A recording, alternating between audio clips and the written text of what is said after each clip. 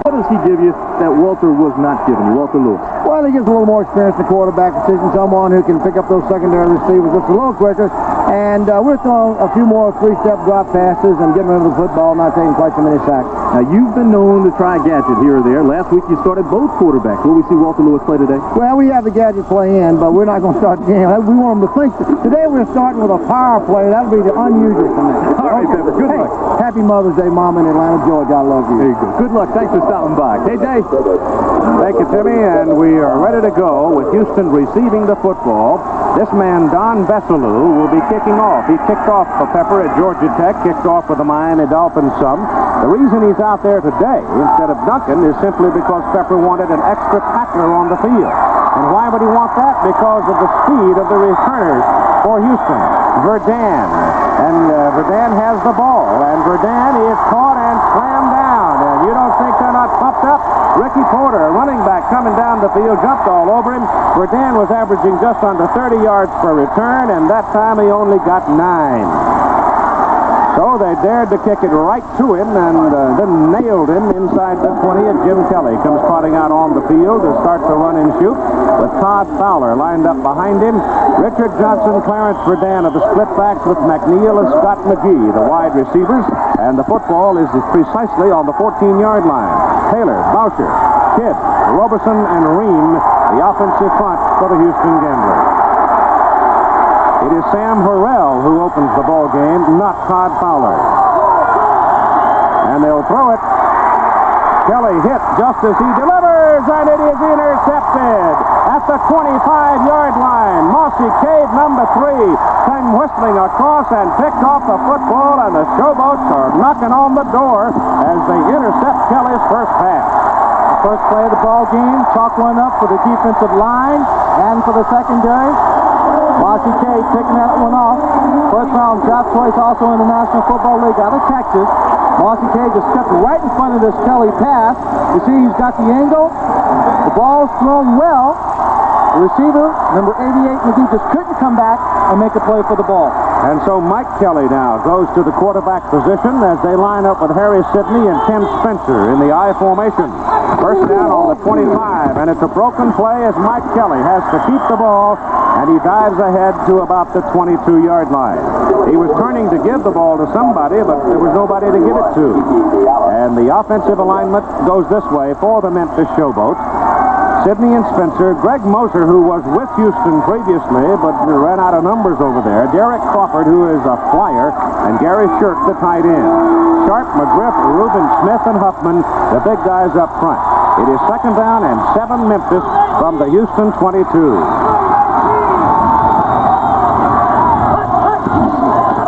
Mike Kelly to the air, throws too high. Pass intended for Greg Moser, 185-pound six-footer out of the University of Oregon. Yeah, Mike Mitchell covering on that play, Keith. He was open, and as you said, Kelly just got the ball up a little bit too high. The Houston defensive alignment, Cooks, Hughes, Taylor, and Caton getting feet back, a big help for them. The Hawkins brothers and Kika Diallo, the linebackers, and the secondary, Mitchell, Lewis, Myers, and Bradley. Luther, of course, the veteran. Spencer out, Ricky Porter is in on 3rd and 7. Ricky Porter out of Slippery Rock, and back goes Mike Kelly. Good protection, goes underneath with it. Pass caught by Harry Sidney out of the backfield, and Harry is knocked down around the 16-yard line. So Pepper Rogers got to make a decision now. Does he go ahead and go for 3 on 4th down, or does he try to stick it in the end zone? I think with the kind of strength he has on his offensive line, Keith, he might as well go ahead and take the chance here. Houston can put up a lot of points on the scoreboard. You're not going to beat them just by kicking field goals. You have to get 6 points on, make the touchdowns, take advantage of every opportunity because they can come back at you very, very quickly in so many different ways. He needs about 1.5 yards on 4th down. Double tight end alignment. Van Heflin replacing Mark Rao. The ball goes to the deep man. The dive by Porter, and Porter is short of the yardage needed. They have hit him at the line of scrimmage and stopped him a couple of yards short, and the ball will go over. And the Gamblers have got to feel that they dodged the problem right there. Keith, I think that was inexperience there. There's no hole. Whenever a guy has to go through a situation like that, look how high they're blocking in front of him. He has to get up about 6 feet before he even clears anyone. If he'd have slanted it, he might have had a chance at it. So Memphis has a big opportunity, and they can't cash it in. Well, this is the Memphis defensive alignment, and they certainly gave the opportunity offense a grand opportunity. Clancy, White, and Clark, and Corker, Rose, Hammond, Coakley linebackers. The secondary of Cade and Coleman at the corners with Bessalou and Barney Bussey. But Houston held them, and it's first down for the Gamblers at their own 17. Actually picked up 3 yards on that exchange, and there's that little pop pass going out to Richard Johnson, former running back out of the University of Colorado, and having overcome a severe hamstring problem, Richard just zips out to the 31. You see, when he comes off the line of scrimmage, there's no one who is directly over the top of Johnson. That's an automatic, Keith. That's an option they have in the pass system. He should look for the ball right as he comes off the line of scrimmage. He does. Kelly drops it in there before the linebacker can get to the outside. Ricky Sanders, number 80, is in the lineup in a split-back position, replacing Verdun now. He, too, coming off severe injury. Kelly pumps it once, wings it out to Johnson. Johnson is going to pick up about 6-7 yards on that carry before Mossy Cade knocks him out of bounds. Richard Johnson, the former running back, as we told you, gets into a 1-and-1 situation a lot, and most of the time, Richard is going to get something out of it, and as you can see, he had a big ball game in Portland last week. And all those touchdown catches he makes, all the catches, like the 2 you saw here, aren't real big ones in terms of distance. He'll get the catches for you, make 7, 8, 9, 10 yards, keep that drive alive. This is the same as ball control for most other teams. Second down and 3 from the 38. Kelly rolls it left, goes over their left side with it, and that's going to be a first down to Ricky Sanders, 5'11", 170, played his football at Southwest Texas. So he got out there and juked a couple of times and knew he was very close to the marker. He could afford to take a little time waiting for somebody to take a misstep. They wouldn't do it, so he just stepped on past the marker. Jack Pardee, the head coach of the Houston Gamblers, and Pepper Rogers of the Memphis Showboats. Jack, great player in the NFL, out of Texas A&M.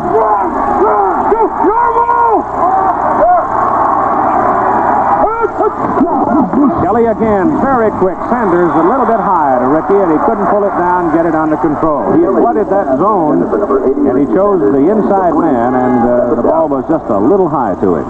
Keith, the Memphis Showboats have a little bit of an advantage coming into this ball game, having already played the Denver Gold, the only other team that runs a run-and-shoot offense, so they have seen it to some degree. They also have Greg Moser on the offensive team, who plays for the Houston Gamblers, so he's been able to give the secondary some insight into what the system is all about, so they should be very well acquainted and play it as well as anyone. Little pop pass to Sanders. Ricky Sanders is caught by the linebacker, short of the first down. He gets up close to the 48-yard line as the inside backers, Hammond and Coakley, got him. I'll tell you one thing, you better be quick when he gets in there between you. The secondary is giving him room. You see right here the cushion the safety people are giving, the corners are off, so that's why he's going to the short, quick passes before the linebackers can get out and cover. What he hopes to do by this is to draw the secondary up, probably in a man-to-man coverage, and then try and go by them deep. It's third down and 4 with Harrell, the deep man. Sam was moving before the snap of the ball. The pass is thrown to Richard Johnson, and Johnson takes a lick from Will Coakley and can't control the pass. That is pepper ball. That is what Pepper Rogers meant by letting the big dog hunt. One of the reasons why he put Don Bessalou on the kickoff team, he intends to come out here and play the most physical and aggressive game of football he can. He said, yes, the receivers will make catches. Yes, they will score some points, but they are going to pay the biggest price that he can make them pay. Henry Williams goes deep as the punter comes on. Dale Walters. Dale out of Rice. Henry Williams from East Carolina. And Walters has been an inconsistent punter. Williams is a very dangerous receiver. He's only 5'6". You can lose sight of him as he scoots back and forth behind his blocker. Not a very good kick. Tail dragger that takes a bounce right into the arms of Williams, who cannot get away. Good coverage downfield. Williams is brought down at the 18 of Memphis. It was a 35-yard punt, a 2-yard return, and Calvin Eason brought him down. So at 10:50 to go in the first quarter of play, it's a 0-0 ball game. That's the statistical story of the Memphis Showboats offense. But they had a grand opportunity when Cade intercepted Kelly in the early going of this first quarter and did not score from the 25 as they elected to go for the touchdown instead of the 3. Now they'll go to work from near the 19. First down.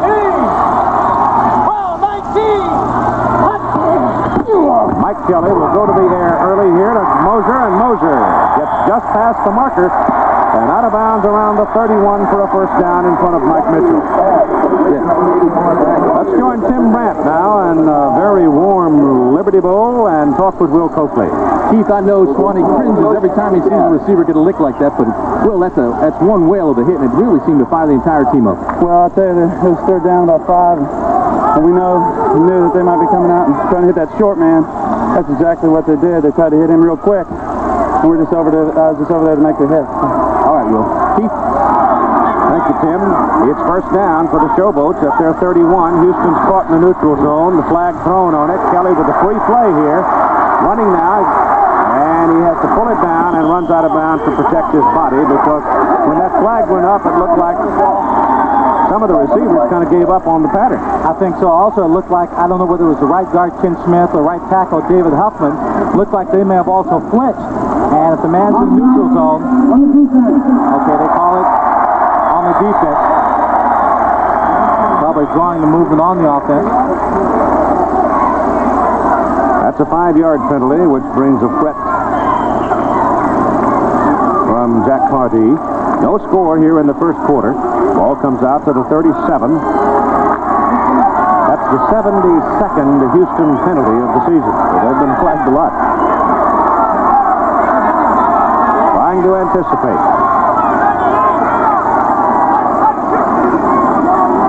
Ball is handed off to Tim Spencer. And Spencer, who has labored all season with a very sore leg and ankle, looked pretty strong that time as he's running up the middle of the field. There isn't much grass in the middle of the field here at the Liberty Bowl, and Spencer spinning around picks up the first down. A lot of sand there so you can lose your traction. Tim Spencer told Pepper Rogers that he feels good, he wants to play more, and Tim Spencer's the kind of back key who has to carry the ball 15 to 20 to 23 times a ball game to start feeling good. He gets stronger. A lot of running backs do that. Out of Ohio State. It's first down. The ball is just over the 45. As Mike Kelly again drops and throws underneath. Nope, didn't either. He went outside to Derek Crawford, and Crawford out of Memphis State. Derek Crawford, perhaps in sheer foot speed, is as fast as anybody. Derek Crawford runs about a 4.3, 4.4 in the 40-yard dash. Right here, he's got Will Lewis, number 24, who'll be playing underneath, and Will has his back turned towards the ball. Very good pass by Kelly. Throws it right by his head. He's looking in the backfield, and the ball's already gone. Then there was number 37 coming over, Tommy Myers, the free safety, to put him out of bounds and stop him from scoring a touchdown. And the Showboats are first down at the Houston 39.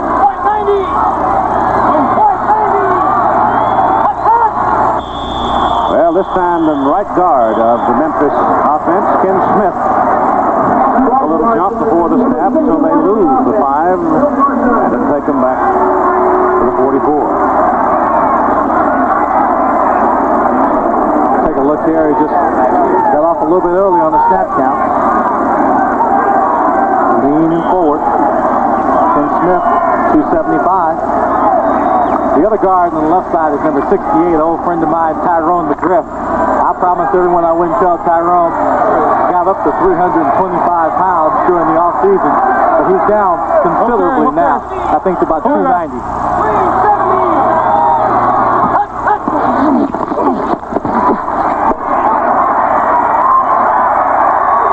Pass is caught inside the 15 by Van Heflin, the tight end. Penalty flag following the catch. First year ball player out of Vanderbilt. Same school that Coleman, cornerback on defense, went to. That's a pretty good catch. They were all over it. Great catch. A very good pass by Mike Kelly. Gave him a chance to go up for it. Bill Parkinson, the referee.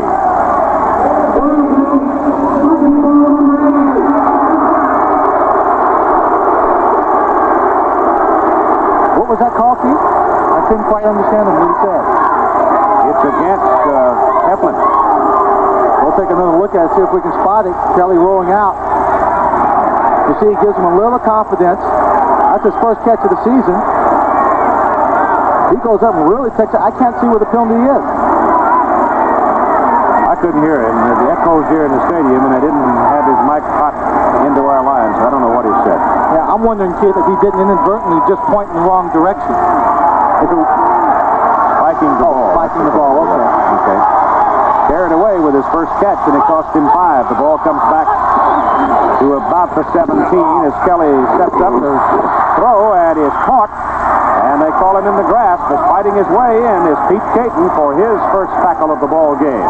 Pete Caton was working against a very good one, Louis Sharp, number 67. We just got him this year out of St. Louis.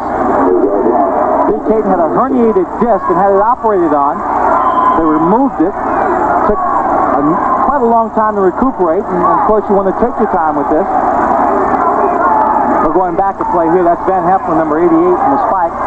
After he caught the pass, you're not going to see that called very often. No, it's also it's in the book as delay of game. The ball is now outside the 25 as Memphis is backing up. They had the ball inside the 15, but the penalty and the sack put them back down the middle. It's Moser. And Moser is down to about the 8-yard line.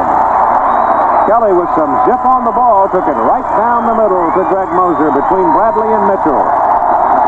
Zip on the time, also, zip on the ball rather, also a lot of time. We'll take a look at an isolation of Greg Moser. He's coming down the field, working against the zone. You saw him right there, looping in behind Luther Bradley. He's got Mike Mitchell over the top. Kelly finds him right in the middle.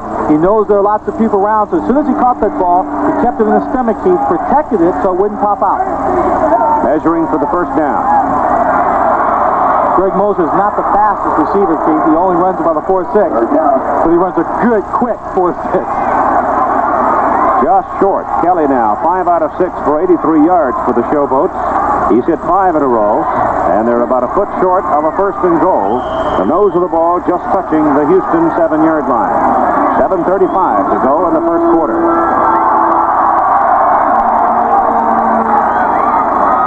Now they've got Spencer in there at the deep spot with Harris Sidney lined up in front of him.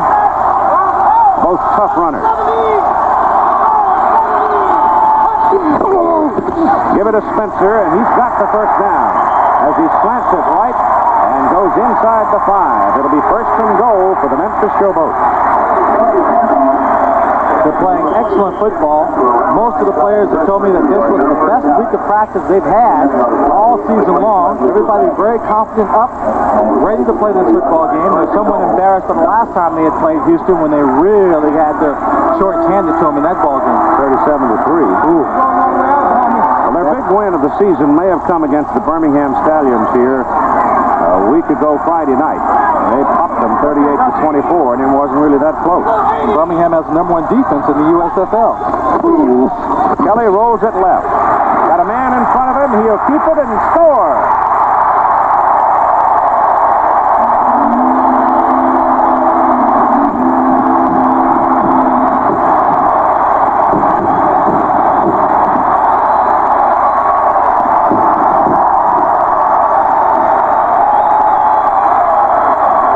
Guard Ken Smith, 275-pounder out of Miami, Ohio, is going to lead Kelly. Now, Walter Lewis is number 10 backing up Kelly. He's a man known for all the foot speed and running with the football, but Kelly is not afraid to take it. Did a real good job reading the block by Ken Smith. He took the man to the outside. He cut up inside, took a lick, got the touchdown. Alan Duncan for the extra point. It is good. Well, Memphis was down there knocking on the door early at the 25 and couldn't do anything with it, so they come back to their own 19 and then march it downfield, 81 yards for the touchdown. And at 6 minutes and 31 seconds to play in the first quarter, the Showboats are out on top 7-0. And when you get out in front of the Houston Gamblers, that's a very, very important thing. That's the one thing you don't want to do is get behind the Chiefs. 6:31 to go. First quarter, Memphis on top 7-0. Is it time for the gimmick play? I don't know. Nothing he would do, surprise me, including an onside kick. Pepper does march to a different drummer sometimes, Keith. Kicking off the numbers, number 47, John Besselou. Keeps the receive. Houston Gamblers. I'm going to keep an eye on Besselou and just see how fast he does cover his own kick, Keith. There's your onside kick. And coming up to make the acceptance for the Houston Gamblers at midfield is Billy Kidd, an offensive guard. So Kidd got a good bounce off the try for the onside kick by Besselou, and Houston gets the ball at midfield. I was taking a pretty big chance, especially this early in the ball game and only a 7-point lead. See Besselou kicking it off, letting the ball roll. They're hoping it bounces up high where their guys can just get to it. They didn't have a chance, did they? It didn't work in this instance, but if it had. Just like we all know. Yeah, but Houston is so dangerous. I'd hate to give them field position with only a 7-point lead, Keith. Well, they've got it now from midfield. Kelly goes to work. Jim quickly bangs it in there, and he's open.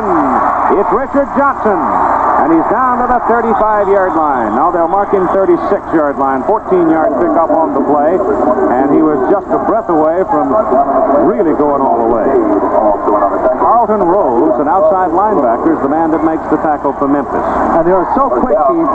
If they get a half a step on you and they're able to turn the corner and start running north and south, too many people back there are going to catch up to him.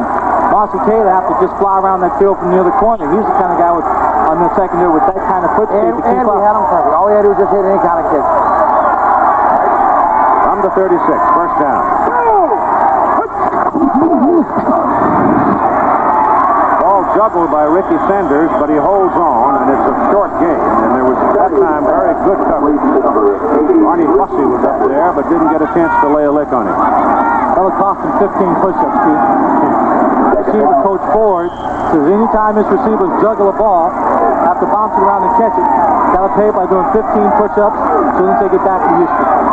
The Tampa Bay Bandits, leaders of the Eastern Conference, have gone out 7-0 over Jacksonville in the first quarter. Game in Jacksonville to Peterborough. Second down and 7. Kelly pumps it, puts it in the corner, and that's going to get a flag. Mossy Cade grabbed Vince Corville long before the ball got there. Mossy Cade knew he was beat, didn't know exactly where the ball was. Had he been able to turn around, Keith, and look for the ball, he would have realized he had a little bit more time, could have made a play for it, but instead just reached out and slammed Corville to the ground instead of giving up the quick touchdown. That could be called intentional, but it's not going to be, or is it? Let's see. They called it intentional, and they're going to put it down on the 2. So that would normally be, unless it was considered intentional, a 15-yard penalty. But this time they rule it the other way. We saw a similar case of this last week, Keith. It was pass interference. It's called unintentional because the defensive back, while he made the tackle, also got one hand up, even though he never turned and looked for the ball to make it look like he was going for the football. Mossy Cade made no attempt to cover it up. All he did was go for the tackle, so it's intentional. He'll get the ball at the 2-yard line. Todd Fowler is the running back.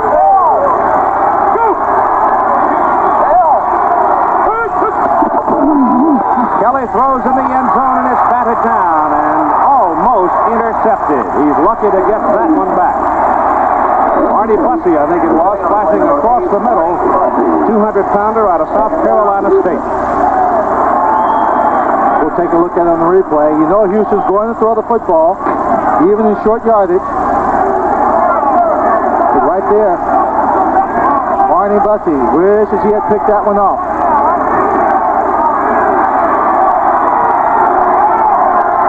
Second down and goal.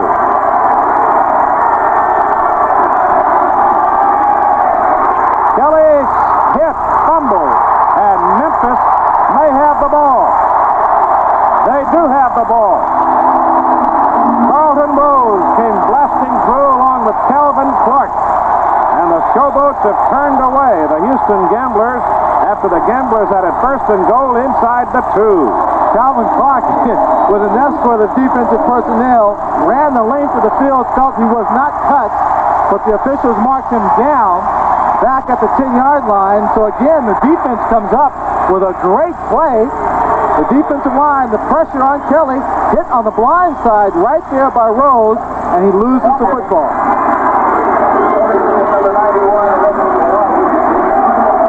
one more time. Coming from the outside, the blind side. There's no fullback there to pick him up. Rose comes in a good rush. Gets a great turnover. So now it's the Gamblers with another chance to put points on the scoreboard. What would you have guessed that Houston wouldn't score first and goal inside the 2? I thought, Keith, it was a sure thing. A sure thing, but defense came up, and it's a pressure, pepper ball, an attitude, whatever you want to say. Let the big dogs hunt. That time it was Rose who caught his prey. They have to be a little preoccupied with guys like Reggie White and Sam Clancy in the defensive trenches, too. And Corker. Yes, and Corker. Anthony Parker now is lined up in the I-back. They give it instead to the up man, and that's Spencer. So Spencer plays, no, it's Sidney. Now it's Parker. I'll get it right yet.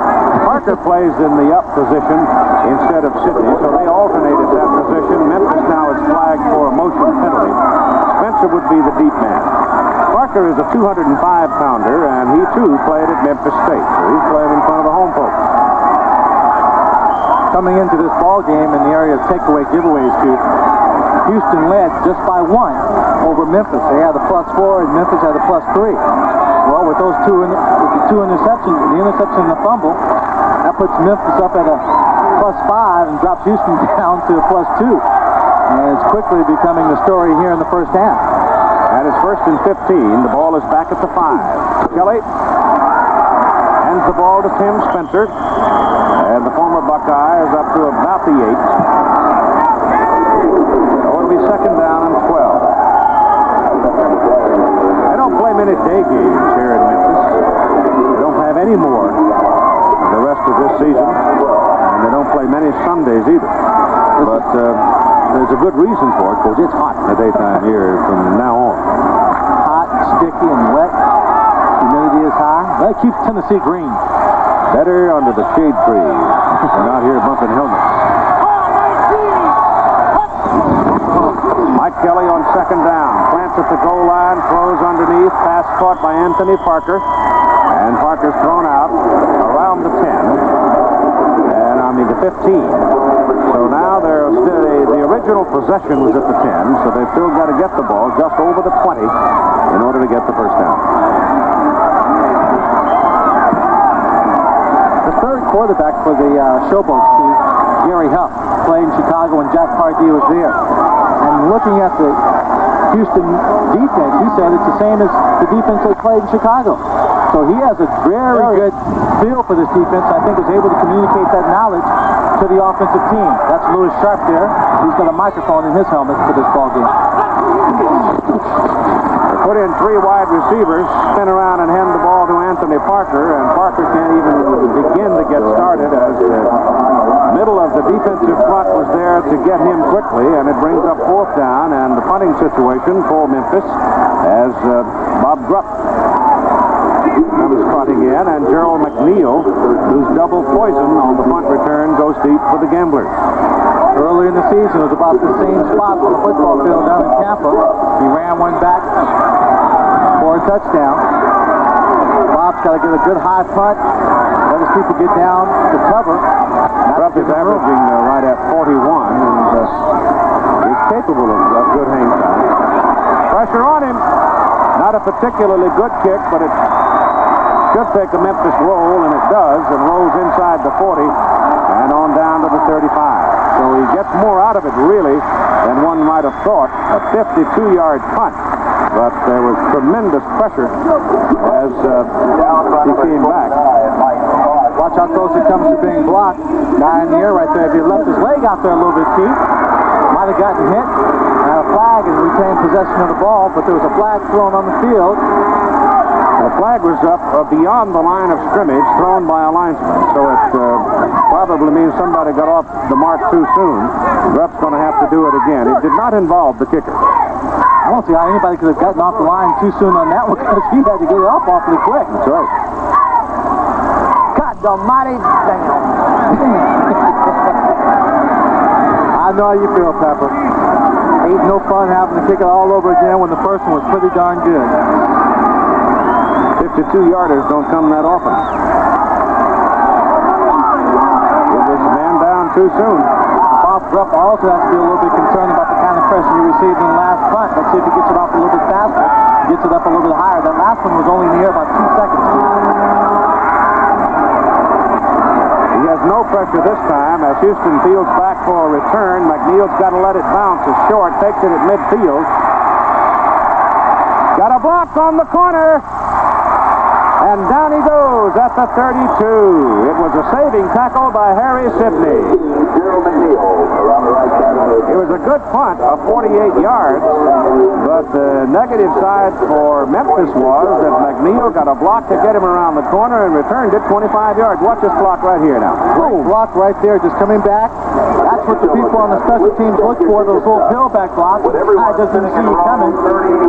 Inflict a little punishment. That 5-yard penalty may have cost him 5 yards back, cost an additional 35 yards in the return.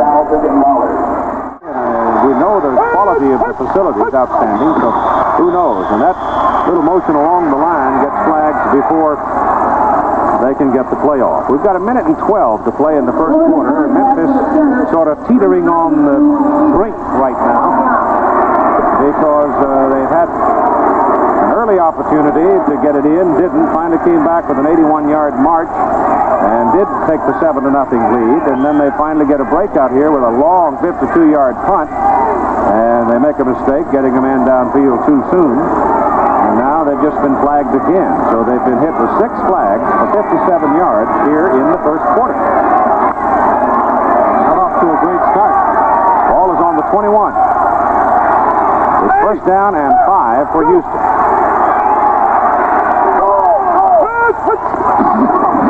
Kelly gives the ball to Sam Harrell, and Sam runs it to the 15.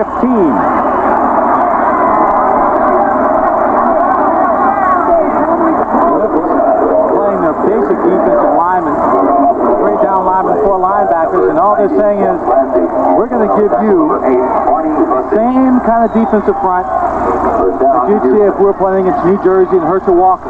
We're going to just take the run away from you. And, you know, not that Houston's going to run an awful lot.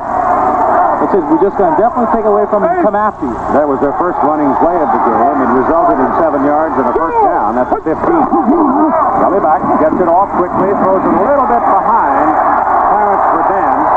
Yeehaw! Verdun is thrown down rather quickly. Short of the line of scrimmage, or did they give his mark up field? No, they marked him just about the line of scrimmage. John Besselou, number 47, play for Miami. Now, he reminds me of something I was watching yesterday at teenage rodeo right next to the stadium here. It's like one of those young kids wrestling a steer down to the ground. Everybody I know who played 47 was a tough player, too. You know what? Pittsburgh.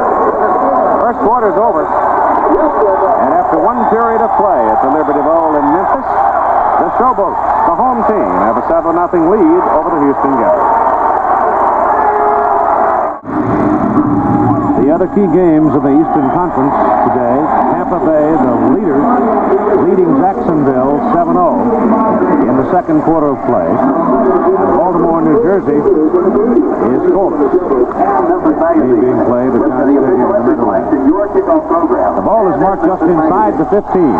Second down and about 9 for the Houston Gamblers as we start the second quarter of play.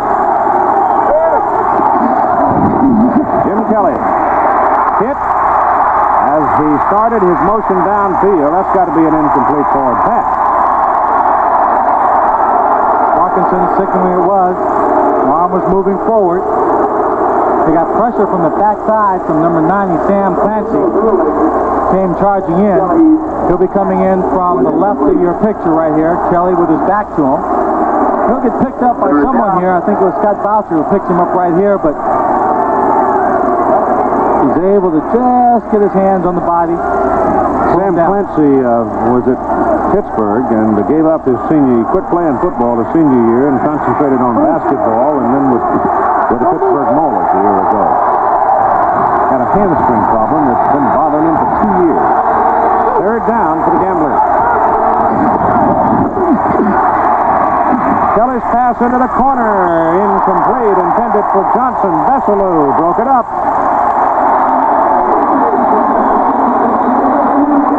one of the things that the defensive line for the Showboats is doing, Keith, whenever they send a man in motion, you might see that defensive line shift. All right, now watch the defensive line. Oh, they've already shifted. Reggie White is on the outside, just charging in.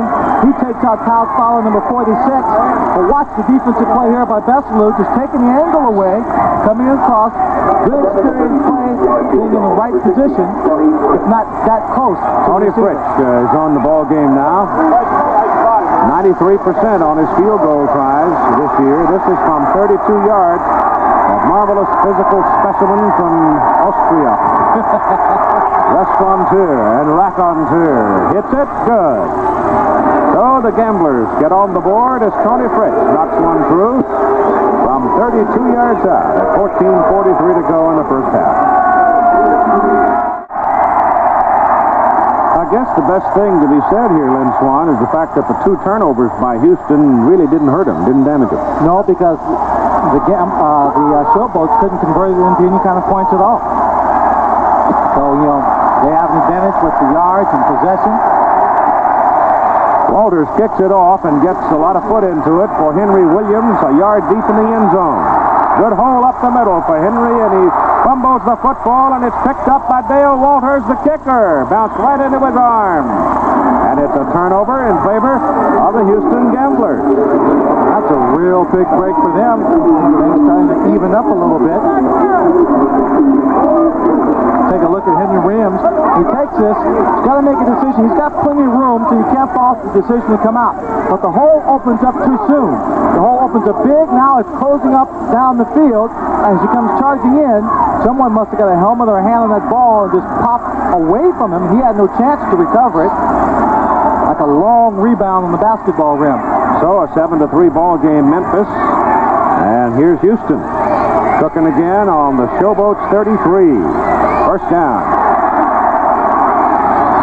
Kelly quickly zips one to the sidelines. Gerald McNeil thrown out of bounds. Around what? Just inside the 29. Mark it on the 28. Leonard Coleman slapping his hands together, feeling that he didn't do what he felt he could do on that play. He was off McNeil just enough, and Kelly had enough zip on the ball to get it there. Well, Gerald McNeil out of bail. I think Leonard Coleman just wanted to inflict a little more punishment, Keith. Gain 5, second down 5. Again, Sanders, and double coverage on Ricky Sanders, and he's bumped out around the 25. So they're a couple of yards short of the first down.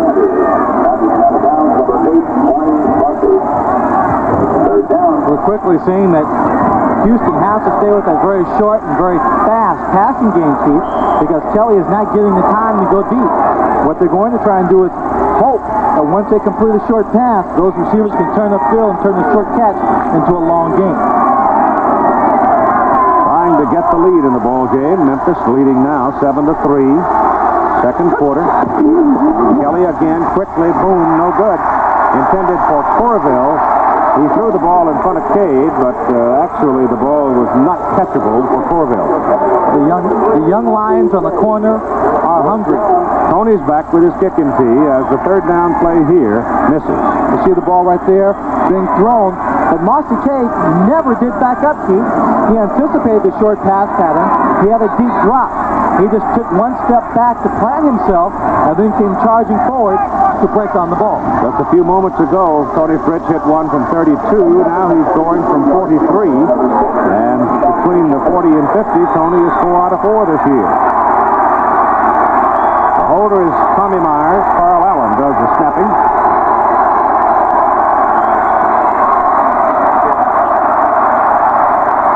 And he got it.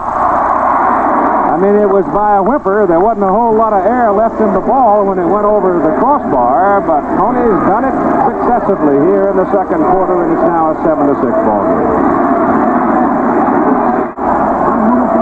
He does the kickoffs, and I would imagine that Henry Williams will put both hands on the ball this time. You think if Tony Fritsch had been taking off, he would have been able to recover that one the last time down? Why, of course. To the goal line. Williams coming up the middle, looks at the wedge, and down he goes, short of the 20. The Memphis Memphis mistakes now beginning to become the obvious thing in the ball game for them, though they lead 7-6. They've been flagged 6 times for penalties. They've been sacked 1 time and fumbled it away 1 time. When they've had the opportunity to score, they haven't taken the maximum advantage of it. Houston says when they play a football game, they want to come out and score 35, 37 points a game. And we've seen them do it too often. From the 18, first down for Memphis, with Sidney and Spencer behind Mike Kelly. Spencer. Good blocking on the right side of the line, and Tim Spencer used all of it and picks up 8 yards. Here's Tony now. Tim Brand. Keith, that wind is really whipping here, Tony, and I've got to believe now you've hit 2 for 2 in the field goal department. Are you playing that wind? How are you doing it? Yeah, you have to watch out because that's an open stadium. The wind is gusting around, you know, on the sideline. You think you kick with the wind, you walk on the field, the wind blow against you. So you do have to watch out, and that the number 1 enemy from a kick is the wind, you know, especially when you don't know from where he comes. Delightful man. Across the 30 to the 32 goes Tim Spencer. He looks stronger, I believe, today, 20, than I've seen him this season. I believe you're right, and he's running very well early here in the ball game, and he continues to pick up steam. I think you're going to see the Memphis Showboats utilize him a bit more because they came out throwing the ball the majority of the time in the first quarter. Now, with George Allen in Chicago and in Arizona, Spencer and Kevin Long, George loves to run that ball left-handed, and Spencer was very, very effective in running to the left. He's got 31 yards and 5 carries now. On the first down, play action as Kelly shoots it, and it is incomplete. Defending on the play, Tommy Myers, the free safety, and the pass intended for the tight end, Gary Shirk. Tiki Dialla, very active middle linebacker for the Houston Gamblers, former Longhorn. Other stories from the United States Football League in the second quarter. Baltimore and New Jersey no score. Also in the second quarter, Jacksonville 3, Tampa Bay 11:24 to go in the first half. 7-6 Memphis. The ball is near the 32 of Memphis, and it's second down and 10 with Leonard Williams now into the ball game out of Western Carolina, coming off a severe leg injury early in the season. And Williams has the ball. And obviously it's going to take a little while before Leonard Williams hits his stride, but he started out the season like a hurricane running that football. It is now 14-3, the Tampa Bay Bandits over the Jacksonville Bulls. So the Bulls had beaten New Jersey and Birmingham successively. They're having some problems today with Tampa Bay. Move back, guys. Third and long now, third down and 7 for Memphis.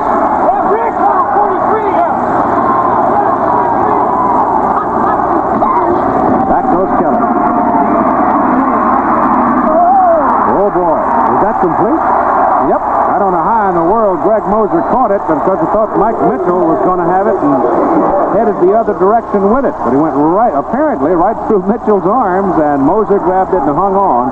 But it is short of the first down by a yard and a half. Mike Mitchell came up on him real tight coverage, jammed him about 3 yards downfield, really destroyed the pattern for the most part. Right there, Greg Moser just reaches out, takes it away from Mike Mitchell. That's a heck of a catch. Great catch. Preventing an interception. It's still short of the first down. Rupp is in. His first kick was 52, wiped out, came back with a 48, but McNeil returned that one 25. And McNeil is deep now, and that wind may be in his face in this direction. Let's see what happens to the ball. Well, it's a good high hanger, and the wind is in his face. It kind of hangs up there, and the ball goes out of bounds. McNeil racing toward it. What happens when you get a ball that doesn't have a tight spiral, it's sort of knuckling up there, and that much wind, it just falls straight down, sometimes falling away from you, and McNeil, who can run about at least a full 440, just never really got to it to make the catch. Pepper Rogers and his Memphis Showboats right now leading 7-6, 9:42 to go in the first half. Houston Gamblers have the ball, first down at their 33. Houston's starting position, 20, in the game has been their own 14, their own 17. Then they started getting lucky. They had one at the 50, one at the 26. Now they're setting at the 33. Kelly gives the ball to Todd Fowler. Fowler bounces off the first row of tacklers. Bangs his way across the 45 for a first down. All they did was start the same kind of rollout action they've been using early in the ball game, but this time they gave it to Todd Fowler. Let him cut back against the grain, and Todd Fowler looks for people to run over, likes to inflict punishment. Of course, last week he got the short end of the deal, coming across the middle. Took an elbow in the head, got 8 stitches in the side of his right eye, and a concussion. He was out of that ball game quickly.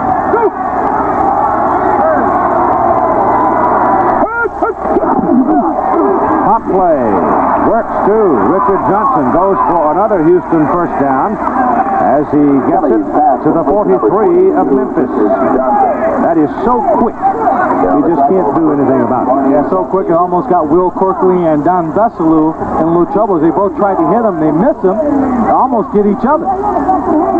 Right there. Who was that that came flying in there? Was that the human projectile? Barney Bussey. Barney Bussey. Reminds me, he went to South Carolina.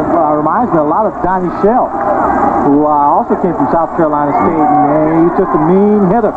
One time he had Hugh Campbell broke 2 of his ribs in one game, one shot. Kelly is caught. Flips it back to Fowler. They're going to whistle it dead back there. There's a referee, Bill Parkinson, threw the flag. And they're going to call Houston for holding. Todd Fowler apparently was holding early, then drifted away from the play. John Corker was the man tormenting Jim Kelly. Pepper Rogers was complaining to the official that they have to pay a little more attention and watch the holding by the Houston offensive line. That time he got his wish. They were paying attention. John Corker played for the Michigan Panthers, has never lost to the Houston Gamblers. You see right here, Kelly dropping back the pass. Let's see if we can spot the holding for you. Todd Fowler at Early. right behind him there. Ball comes back to the 48 of Memphis. We're at second down and 15. Kelly back under all kinds of pressure, gets the ball away to Richard Johnson, gets a block from Harrell, tries to get around the corner and can outrun the pursuit. Coming over is Mossy Cade to bring him down. Mossy Cade, he's fast, he's quick, he's strong. There's a penalty flag over there amidst the melee.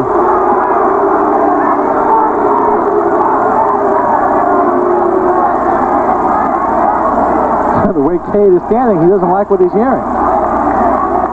Arms out, pleading, on his hips, disgusted. That's why. Declined. Unsportsmanlike penalty on number 3 is accepted. So you get a little bit of conversation sometimes, can get you into some trouble depending on what it is you might have said. Here's the play as you look at it visually, but what followed, they declined the face mask penalty, inadvertent, which would be 5 yards. They choose to accept the larger penalty of unsportsmanlike conduct, which puts the ball down inside the Memphis 32. I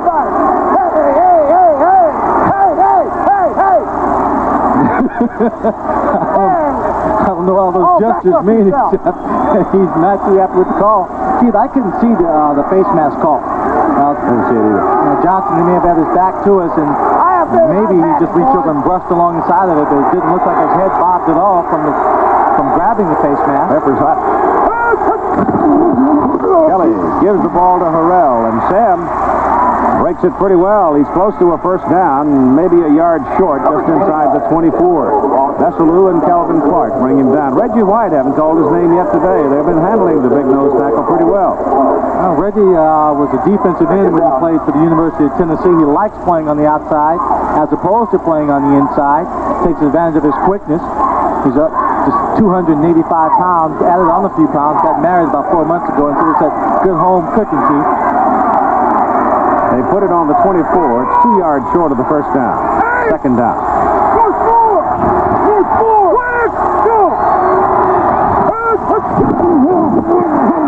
Passes away to Ricky Sanders. Double coverage on Sanders, but Ricky has the first down as Cade and Bussey come up and hit him with some authority. With Jim Kelly not having a lot of time to drop back and throw the football, cornerbacks are playing the receivers very tough in terms of coming up, making the aggressive hit. They're not playing too far off of them. If they start playing a little bit closer, Keith, I think you're going to see them getting their hands on the ball more often, maybe picking off a few more of Kelly's passes. I have the feeling, though, and I haven't even looked at the clock to check the actual time, but 5:45 to go. Houston seems to have had the ball a lot here in the second quarter. Quite a bit in the second quarter. They've driven down the length of the field, handling them well, but they still have not come away with any touchdowns. 2 field goals. Fowler's back in the setback position. First down from the 20. Give it to Fowler. Pretty good run by Todd, who will be going to the Dallas Cowboys next year. Runs the ball inside the 15, close to the 13. One of the things that's happening, Keith, is that number 53, you see him right there, John Corker, takes himself out of the play by the angle which he rushes. He rushes upfield looking more for Kelly than for any handoff coming in underneath. His angle is bad, therefore he can't make the play. Fowler picked up 7, second down 3.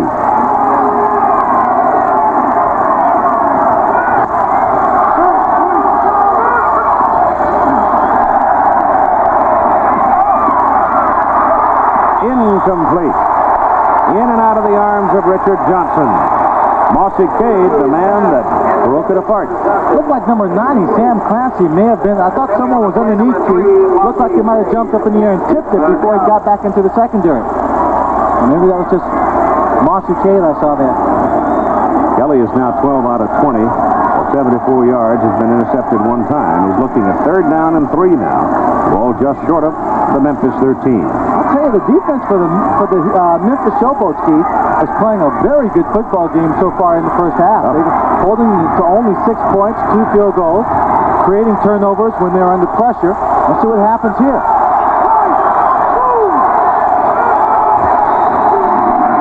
Give it to Fowler, and Fowler gets the first down. As Todd Fowler out of Stephen F. Austin College, running hard, is inside the 10. They put him at the 8-yard line, so it's first and goal to go for the Houston Gamblers. It's the second time in the game they've been down in this neighborhood, a first and goal. They had it after an intentional pass interference call inside the 2, but then Kelly was blindsided and fumbled it away. You see right there, Corker, caught again. Johnson, number 22, is in motion, just gets underneath and makes him go up in the air, but again, Corker was running to the outside. They hand the ball off to Todd, who goes inside. Kelly, incomplete. Intended for Richard Johnson. This time it's Leonard Coleman who is there to break up the play. Now they're going for the short passes. They're in deep. They're inside the 10-yard line of the Memphis Showboats. That compresses the field down. They're only working on a 20-yard football field. The corners can't go back very deep, Keith. They're going to be right there. They know the receivers can't run away from them. So, perfect opportunity for them to come in, break on the ball. And right there, Coleman almost was there quick enough to pick it off. Corville and McNeil are the wide people.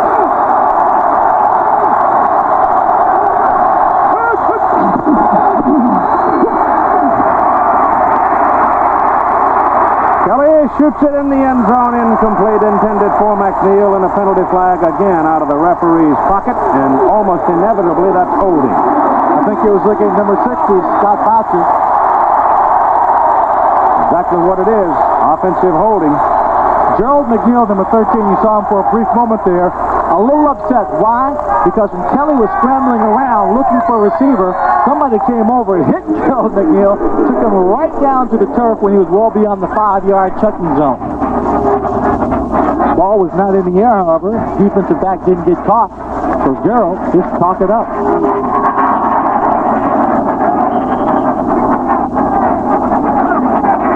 3:50 to go first half. Ball comes back out to near the 19. Here's Tim Brent. Keith, they're in the 4-down area. They are really driving down closer, but both teams are dragging. You can see the temperature. It's nearly 120 degrees on the field right now. With the humidity, it's brutal on both sides.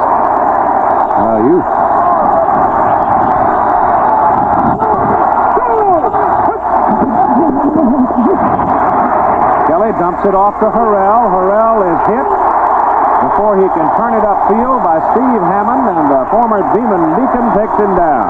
Sam Clancy, basketball player from the University of Pittsburgh, turned back to football, was a man applying the pressure to Jim Kelly.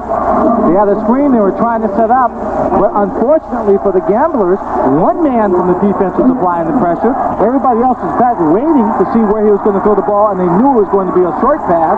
Came up, stopped the screen cold.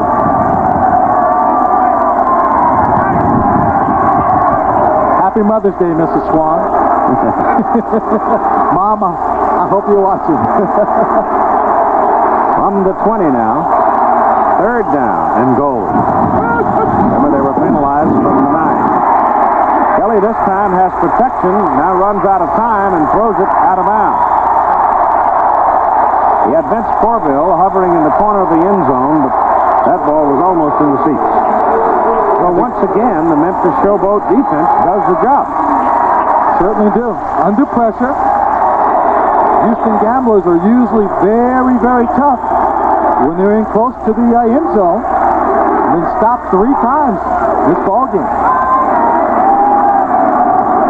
Out comes Tony Fritsch, who has kicked field goals already of 32 and 43 yards. This one is from 37.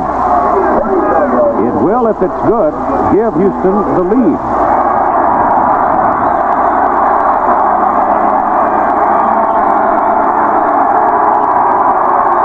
Snapped inside a little bit, but it's down all right, and Tony's kick misses, hooked it. That snap was inside to the holder, and Tommy Myers got it down as quickly as he could, but the rhythm was gone by that time, and Fritsch, with enough leg, hooks it outside. So it remains 7-6 Memphis. Houston, 13 plays, 7 minutes and 14 seconds, no points. And Memphis comes back to work as Leonard Williams pops it over the right side. And this is the kind of a day where you're going to have to use a lot of running backs. And they have quite a few down here in Memphis, so they can platoon them, keep their people fresh. 2-minute warning now being sounded for the first half. Leonard Williams, coming off a bad leg injury, broke for 9 yards on that carry. He gives them a little more quickness, perhaps, coming out of that deep back position. It's a 7-6 ball game. There's a professional football league that believes having fun is the most important business at hand.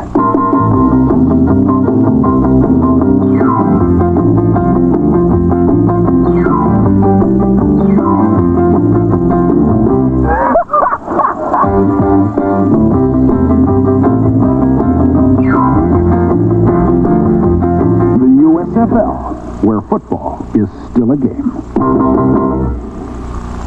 The preceding message was furnished by the United States Football League. We're back into the situation now where we could see a 2-minute drill. Both teams have harbored their timeouts. They each have the 3 remaining. And Memphis right now is setting with the ball at the 29, second down and 1. Spencer is the deep back. Sidney hasn't seen it much today. Spencer goes for the first down out to about the 33. So as he picks up the first down, the clock stops at 1:55 while they move the chains. Once they get the chains in place, the referee will then wind it. But I see no sign of a 2-minute offense at this point. I see a little exchange of verbiage between hostile forces, but other than that, Yeah, the heat gets high, the tempers get high, they flare up a little bit. Trying to play a very physical football game. Patience runs thin. first down on the 33 for Memphis. Derek Crawford has yet to see the ball today. Kelly has a lot of time, goes underneath with it, and Harry Sidney can't hold it. And drops it at the 35. Memphis doesn't seem to be in a hurry at all. Second down. Back him up a little bit. You've got to figure, though, in this possession, they're going to go to Crawford, because he hasn't seen it today. We'll go inside the locker room with Pepper Rogers and his symphony at halftime. Ought to be interesting. Never know what Pepper's going to say. Might start singing one of his fight songs or one of those old Air Force songs at halftime. Move it back. Come on, players, move back.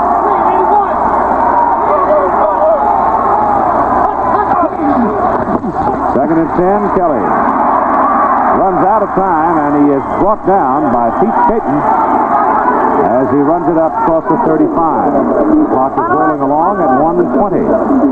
And looks like they're going to spend a timeout. Now, Houston is going to call time and kill the clock on 3rd down and 8, because now they sense they could have some time here using their 3 timeouts to get off some plays. So Jack Pardee spending one there, killing the clock. Houston has not scored a touchdown. They've got 2 field goals, and Tony Frisch missed a 3rd try.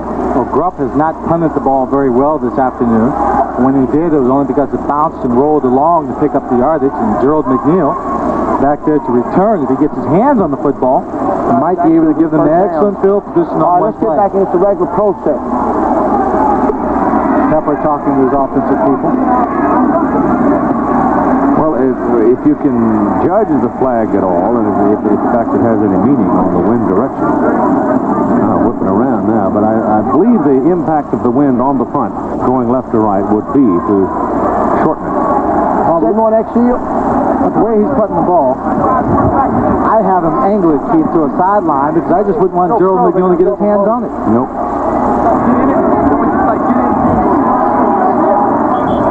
We've seen the Houston Gamblers score easily in less than a minute. Oh, yes. In their offense. Kelly, number 12, in red, is Mike Kelly. Spelled L-E-Y. Yes. From Georgia Tech.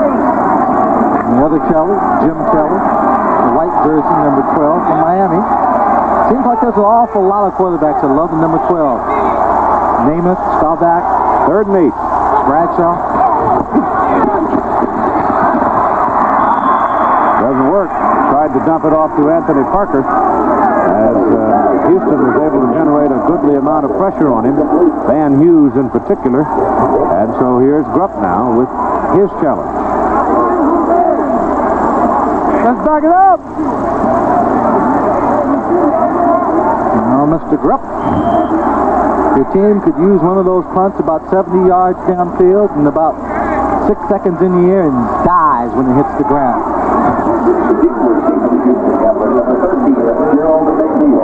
You were a punt returner. It's kind of hard not to get eager here, too, though, isn't it? Oh, it's not so much eager as you don't want to make a mistake. You don't want to get too far back. If it's short, you want to come up, make the fair catch so it doesn't get beyond you. Give your team good field position. Snap was low. Pretty good kick. He got some twist on it and drilled it. Takes a bounce sideways and then comes back up the field. So he kicked it down to the 15. And then it curled back to the 20, so it's a 45-yard punt, and I would say Bob Grupp did his job. Bob Grupp did his job. There's a flag down on the field. I'm surprised Gerald McNeil didn't back up and take that one, Keith. Maybe he's just trying to conserve as much time as possible. Post possession, foul, holding, number 41 on the receiving team. Well, that's not going to help very much. Pepper was hollering about Houston holding. Now he gets dinged. That's the 7th flag. Larry, we have 3 times. No, that was holding against Houston. I think they'll run the ball. Yes. Okay. That's right. I think if they run it. I think they run it. Let's call timeout. Well, he's deciding now what to do with his 3 remaining timeouts. The ball comes back to the 10. No, come. Pepper said in the meeting yesterday he likes to be flexible. Doesn't like to go in with everything too set. Kind of develops a strategy. Well, he's anticipating they're going to run the ball, at least one of these, perhaps on the first snap from the 10. But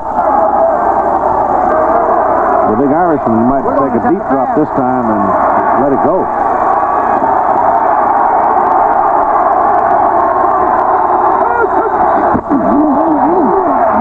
Now stays with the short stuff, working to the sidelines to Richard Johnson. And Richard steps out after a 5-yard pickup to the 15. And that's just like a run for Houston. Well, this little short pass, gets to the sideline, steps out of bounds, doesn't have to use a timeout, but he picks up 6 yards on the play. Verdun is not in the game right now. Normally, if you're thinking of Houston going for the big one, it'll either be McNeil or Verdun. Verdun's not in there right now.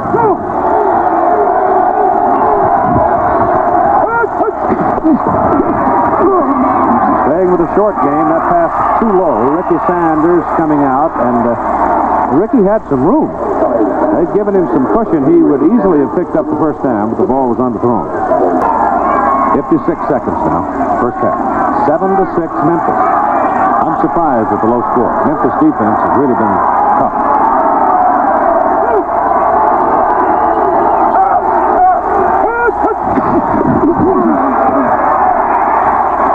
Intercepted at the 15-yard line by Will Coakley. Coakley's second big play of the ball game. Number 90, Sam Clancy again in Jim Kelly's face, putting pressure on him. He throws the ball, looking for the screen, but probably not being able to see all the people around the runner, around Todd Fowler, number 46. You'll see number 90, Sam Clancy coming up. Todd slips. The pressure. Look at all the red shirts around him. That was one Jimmy shouldn't have thrown, or else thrown it over their head. That's right. Number 91, Carlton Rose is the other man in there. But Coakley is a man who comes up with the kickoff. And again, Memphis, great field position after a turnover. Let's see if they can convert a touchdown. Well, Van Heflin, the tight end, made one great catch today. This might be a pretty good time to call his number.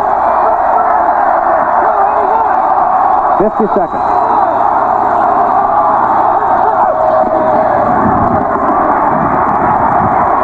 End zone. No. Almost, but no. Mike Mitchell defending against Greg Moser. I wouldn't be surprised to see him go back to that same play because Van Heflin was open. Van Heflin was open. Moser was open. Beat him on the quick slant coming across. Well, I think here Kelly just got the ball a little bit too late to him. He should have anticipated this one a little bit more. You see the ball being thrown right there. Threw it a little bit behind him also. All right, we get Gerald Bradley in, who's another wide receiver, so they're going all wide and taking the tight end out of there. Extra defensive backs in the game for Houston.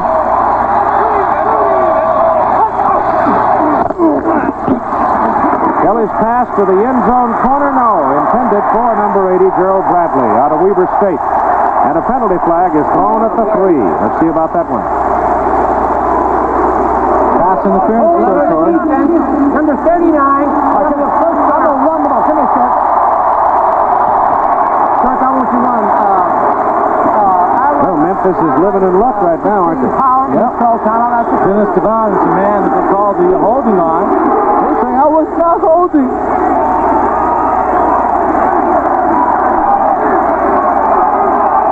Fourth flag against Houston for 30 yards in the first half. Memphis has 7 flags for 72 yards. More importantly, it gives them the first down at the 10.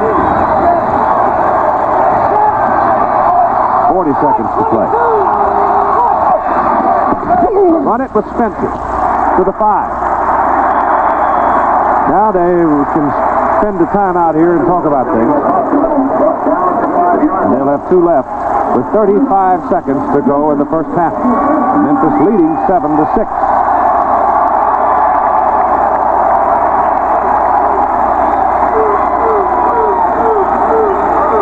Ball marked down at the 6-yard line, not the 5. The importance of not using up those timeouts early in the ball game.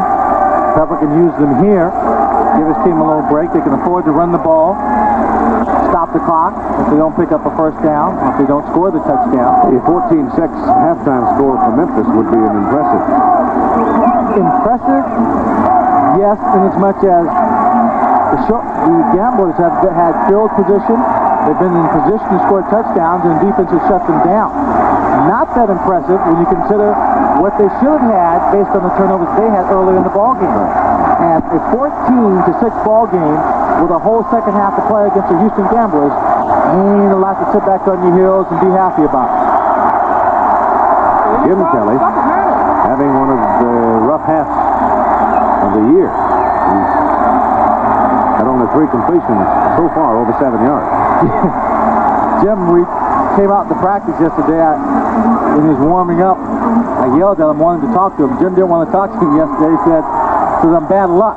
He talked to me before a couple of games and they lost, and he wouldn't talk to me. They all get superstitious sooner or later, Keith. Look out for Derek Crawford. Nope, they're going to stay with the ground game. And it's Spencer running for the corner, and he runs out of bounds at about the 3 or 4. It just depends. It'll be marked in between the 3 and 4. And they still haven't shown the ball to Derek Crumpet. No, they haven't. Harry Sidney could have really slowed up the progress on that play, Keith. He could have been called for a clip. He was looking to make a block for Spencer, but he had bad position. He had to just really hold back and really not to be called for a clip. They've got 30 seconds to play in the first half. Memphis, 3rd down now, and goal. The ball is just inside the 4. They've got 2 timeouts remaining.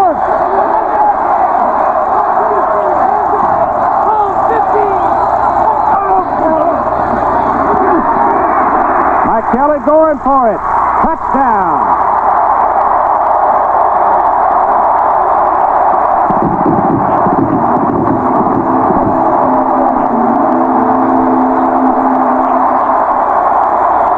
Between number 35, the left cornerback Mike Mitchell, and the strong safety, number 27, Luther Bradley. Mike Kelly had 2 receivers sprinting out, running a pass pattern. They had tight coverage over the top. Said, I can run it in myself. Did a real good job just slicing in between. So, the Memphis quarterback now has scored the 2 touchdowns. And Duncan for the extra point. Moser puts it down for him, and the kick is good. With 24 seconds remaining in the first half.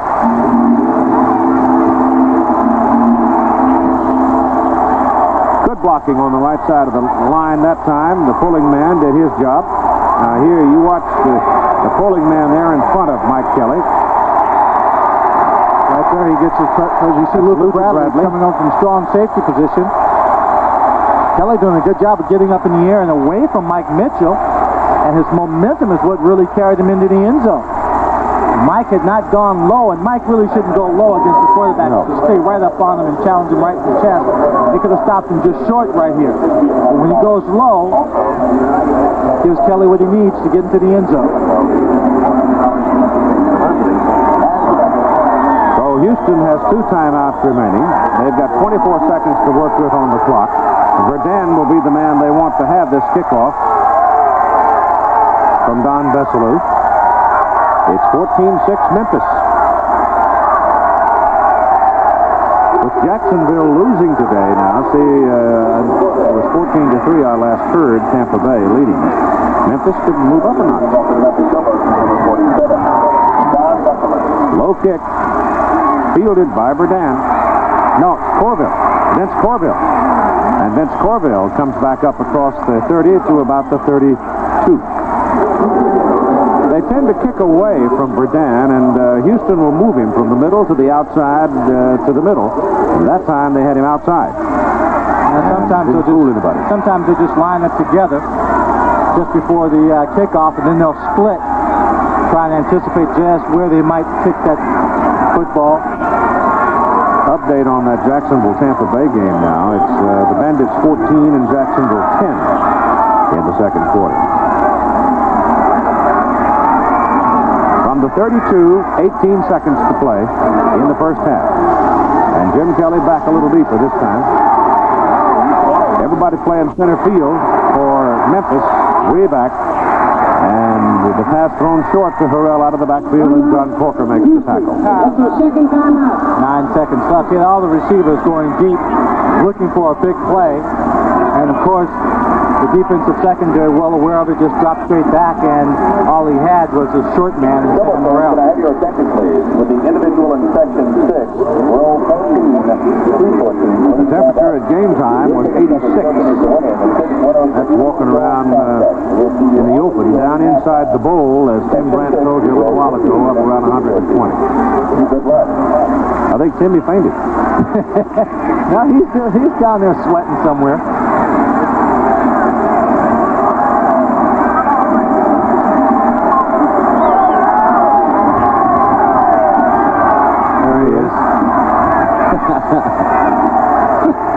Still upright.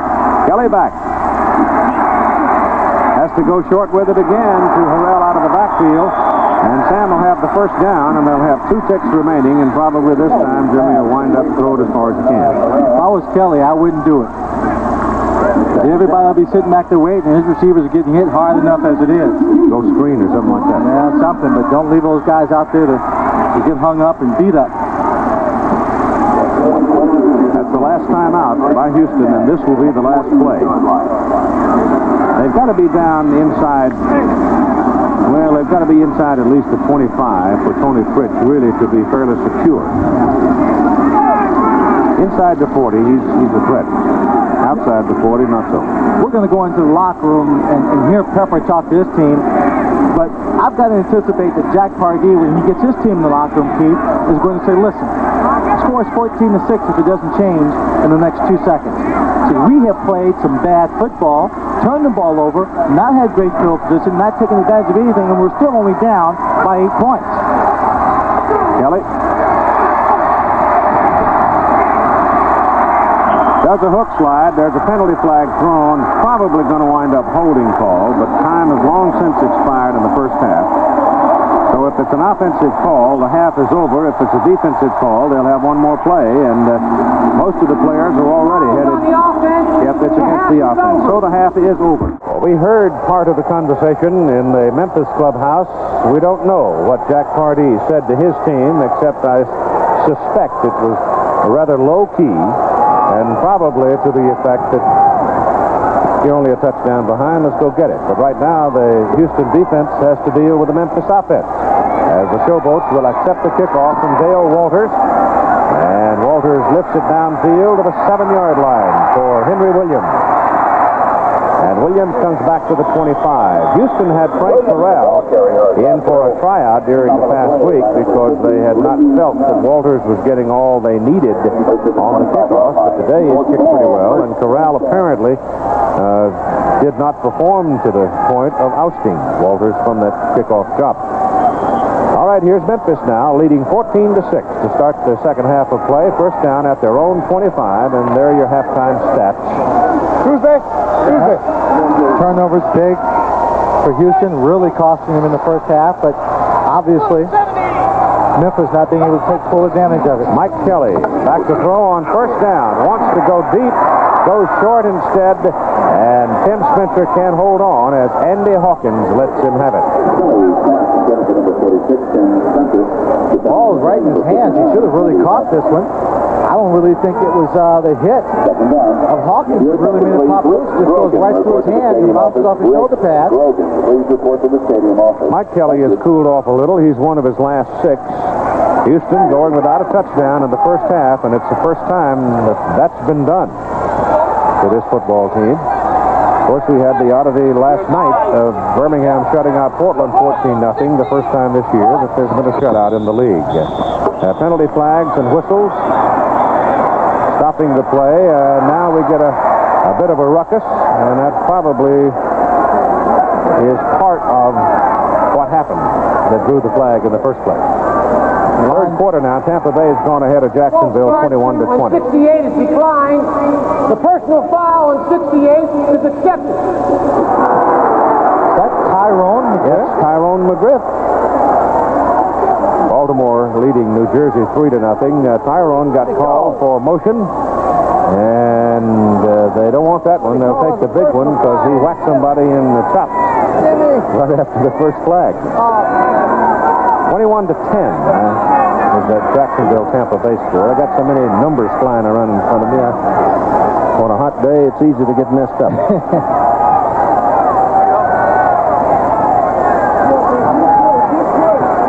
Ball comes back just outside the 12 now for Memphis. And they've got to go to the 35 to get their first down. So they need the better part of 23 yards.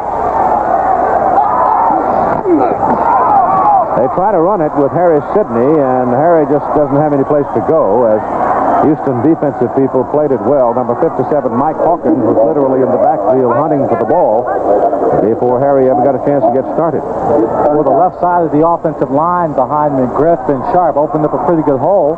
When the hole opened up, Hawkins just spilled it. Stopped it from going outside or beyond the line of scrimmage and turned it inside.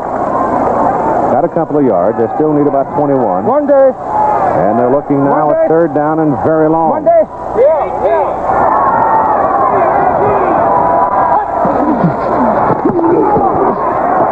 Kelly rolls out, buying some time, and now pulls it down and goes up the sidelines and close to the original line of scrimmage. They'll give him to the 23, and in comes the punter, Bob Grupp. I would guess under the circumstances, you figure Houston, they have pretty good field position now. Well, they should. They won't. They shouldn't be backed up anywhere beyond their 30, or I'd say beyond the 35-yard line, even if Grupp is able to get off an excellent kick. Gerald McNeil, the deep man, the 140-pound speedster out of Baylor.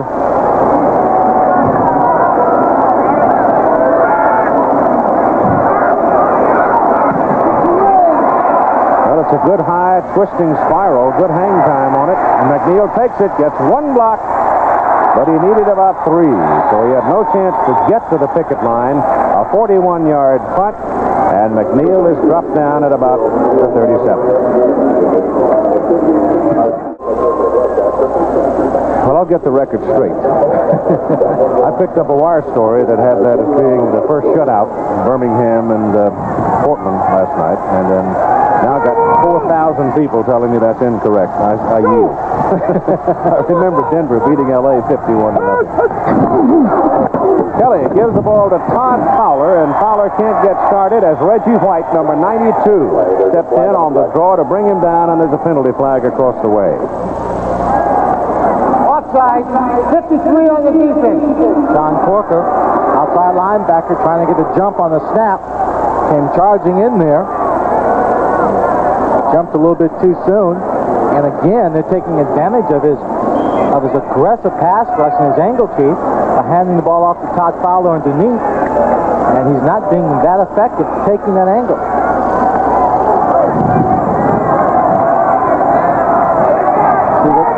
He better pick up his pace today, though, if he's going to maintain his the pace that is projected for him.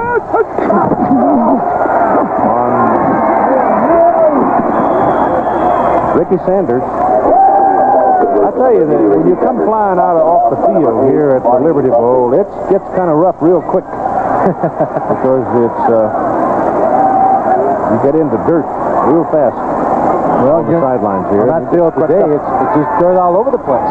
Yes. Sand and dirt all the way down the center of the field, and in the end zone, you see it's painted red and white, thick Showboats, but it's all dirt, no grass over there. First down as the ball comes up to the 48-yard line. Richard Johnson going out there, gets the ball, and steps out of bounds. Short pickup as Barney Bussey was over there, and Johnson had no real estate on which to work, so he just stepped out of bounds rather than take the abuse. They're going in motion, and just as the ball is snapped, they're taking a couple of steps back into their own backfield, so it's almost like a screen pass. And then they create even more of a cushion between themselves and the cornerback. But Johnson's got to be careful, Keith, because I've been watching him throughout the ballgame. When he goes in motion, very often he is headed towards the line of scrimmage, and the officials have not picked it up yet. Yep. That time he was almost there. This is Verdun now in motion. Richard Johnson, they had 2 men moving. Johnson finally got set, and Kelly, realizing that things were a bit of a mess behind him, just turned and gave the ball to Sam Harrell. Harrell is wrestled down about the line of scrimmage. It brings up 3rd down and still about 6.5 or 7 yards. But Johnson started to go in motion. Penalized me 5 yards for that guy. I got to get everybody back. But to avoid the penalty, what Kelly did was, when Johnson moved, he's allowed to move and go in motion. But he started, and then he stood there like, oh, shucks, I got caught, I made a mistake. Kelly told him to stop, to stand there, reset, and yelled at the other receiver going in motion to stop. Once they stopped for a second, they were set. He could run the play with no penalty. And on 3rd now and 6, Kelly gets good protection. Throws it over the middle. It is tipped, and it is caught as a penalty flag thrown as Sanders came back to the ball. And you might have a roughing the passer call here. Personal foul, roughing the passer, number 90 on the defense. Sam Clancy. Reggie White now is after Bill Parkinson on the call, so they're going to add that on to the catch by Sanders. And now the Houston Gamblers are going to be sitting in the catbird seat down on the 27-yard line of Memphis, first down. And Pepper is not too happy about that one.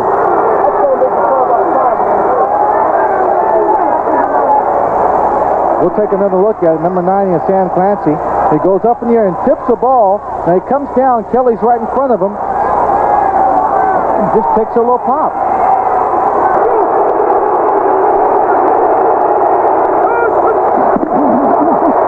Penalty flags again. Jim Kelly buys time, throws to Richard Johnson. He's loose to the 15. But let's see about the penalty. Bessel was arguing that Johnson lost the football and he fumbled it. The officials are saying no. I think it's coming back anyway. Illegal motion. Number 80 on the offense. Ricky Sanders got caught.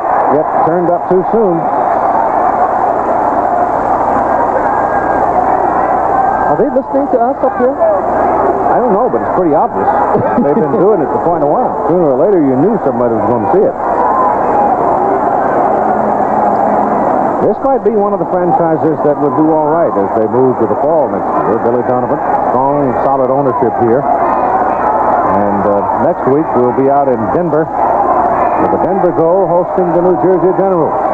Denver's playing Arizona tonight, and New Jersey was trailing Baltimore at halftime 3-0. Last score ahead. Kelly, under pressure, gets it off. Clarence Verdun gets a block. Down the middle he goes, inside the 15 to the 13. Clarence Verdun almost got away, looking for somewhere to go. Running downfield, number 61, Billy Kidd, trying to throw an extra block. Leonard Coleman, hobbling off the field, apparently twisted an ankle on that play, so they have to hurry in number 29, Mike Fox. We'll take a look. Been around out of San Diego State. Just going to fake it. They're getting a real strong rush from the weak side. They take advantage of it by hitting Verdun with this little quick pop, almost like a screen again. He gets lots of running room, and he goes downfield. Look at the body speed, just flying downfield. Fowler, number 61, Billy Kidd, trying to throw an extra block. It's first down Houston at the Memphis 13. Kelly gives the ball to Todd Fowler, and Fowler is ridden down by Reggie White after he picks up a yard. Now here's where the Memphis Showboats defense has been playing tough all afternoon. Leonard Coleman is out of the ball game on the sideline, number 31. He's a starting cornerback. They hustle Sam Clancy back into the ball game. I think they took Sam out a while ago because he showed some temper after getting the flag, but he's had time to cool off and rest. So John Banaszak, the veteran from Pittsburgh, comes out. He just joined the ball club. Number 29, Mike Fox, is in, replacing Coleman. Kelly hurries it to Gerald McNeil. There's that little inside turn. And coming across is number 61, Billy Kidd, to make the block. So right away, Jim Kelly and McNeil hook up to try and challenge number 29, Mike Fox, that has just come into the ball game to replace number 31, Leonard Coleman, who may have twisted his ankle. Ball is just short of the 5 now with 8:40 to play. And Jim Kelly in this half is 5 for 5 for 41 yards.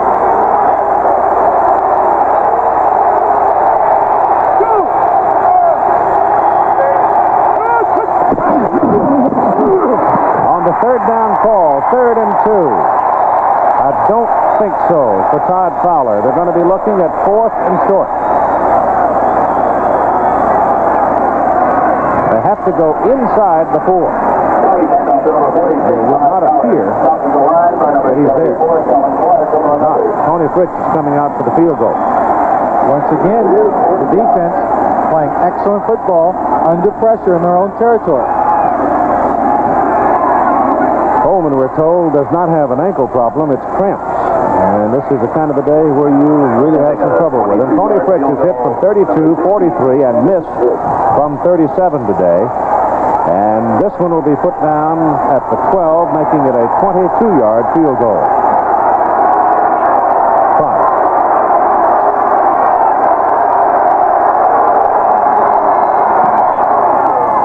That one's dead center. So at 7:54 to play, the Houston Gamblers get more points, but still have not been able to produce a touchdown. And they trail 14-9. To challenge Chiefs Crown, who had gone off as one of the favorites in the Derby. You'll see it next Saturday at 5 here on ABC, Eastern Time. Well, Henry Williams, a yard deep in the end zone, is coming out, and he gets around the corner, and he had one man. If he'd been able to beat that last man, he might well have really hauled it up the sidelines, but Todd Fowler, running back for the Gamblers, laid a solid tackle on him in the open field. Henry Williams is only 5 feet 6 inches tall. His nickname is Gizmo. You saw the motion picture Gremlins. There was this one cheap gremlin they called Gizmo, and they say Henry Williams looks just like him. I went down there and took a close look, Ethan, you know? I think you're right. 24-yard line. Porter and Sidney now are the split backs for Memphis. Showboats leading Houston 14-9, 7:20 to go, third quarter. And Mike Kelly throwing on first down. Sideline pattern, and it's complete just beyond the marker. Making the catch is Derek Crawford in front of Will Lewis. Derek Crawford doing a real good job going up. Second line, baby. Homegrown right here from Memphis State. Eventually, we have to see him going deep. Yeah, he's their deep threat. I believe that's the first time he's seen the ball today. It is. Ball just beyond the 35. First down. Run it. Sidney. And Harry out of Kansas. He got close to 5 yards on the carry. Depends on where they mark him from the bounce. And one of the Showboats got up slowly, and now one of the Houston Gamblers is still down. It looks like Kiki Diallo.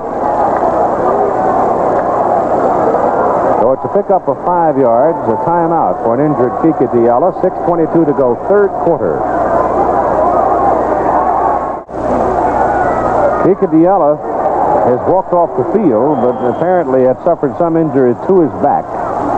But he's a tough guy. He'll probably come back. The ball is on the 40 now. And Memphis, with a second down and 5, puts Spencer and Sidney in the same backfield. Play action as Kelly rolls out, goes down the sideline. Derek Crawford is wide open. Wide open. Number 35, Mike Mitchell, thought he was going to run a fly down the sideline. Crawford, with his great speed, he took him deep about 20 yards and then turned around and came back. Harry Sidney is lying on the ground, keeping the backfield feet. We'll take another look at it. He just drove Mike Mitchell off the ball, got him turned around. He turned his back, and right there, he comes back, and that's all it's called, is a comeback. He's got plenty of room, turns around, sees the cushion, tries to cut inside to go for the touchdown, but number 37, Tommy Myers, picks him up. Harry Sidney, meantime, hurt on the play, and it looks like a left leg problem. The ball is placed down at the 26-yard line of Houston. Kika Diallo has returned to the ball game, and right now they're going to help Harry Sidney off the field. He is pretty much walking by himself now, so either a strain, a cramp, or a sprain of some kind. Heavy limp. If on days like this, the players have to get that salt and that potassium in their system early in the day or the day before. You can't just say, oh, I've got a cramp, and then take some salt or some potassium and get rid of the problem, because it has to have some time to work into your system. So when you know you're going to play a game like this in this kind of weather, it's important to get that potassium and salt in early. All right, a big play for Memphis. And the former Ramblin' Wreck now has got him setting first down on the 26 with Leonard Williams lined up in the deep position, and he's got the ball. And he is caught by number 62, Tony Fitzpatrick, like Jim Kelly out of Miami. And Fitzpatrick, who has had all kinds of leg troubles this year, severe knee injury, Tony coming back healthy, makes a big play right there. Not too tall, but he is a windmill in that defensive line. Bill Sparkplug, he also shares the same address with Jim Kelly. Yeah. Lives at his house. He's more like the sergeant of arms around the household. I'd hate to see it be the burglar got caught in that house. 3-3, Baltimore and New Jersey now with 7 minutes to play in the ball game. So they're playing a tough defensive battle in that one as Kelly drops deep. Mike throws down the middle. Oh, my goodness. Oh, me, Derek Crawford. There wasn't anybody within 15 yards of it. Don't turn on Pepper's mic, whatever you do. No. Whatever you can imagine Pepper is thinking or saying, you're probably right. Oh, me, he was so lonesome all by himself. And right now he feels even lonelier. Watch having not made the catch. He's wide open. There's nobody in the picture in white. Right in his hand. Number 10, Walter Lewis from Alabama, standing next to Pepper Rogers. Third down now and 10.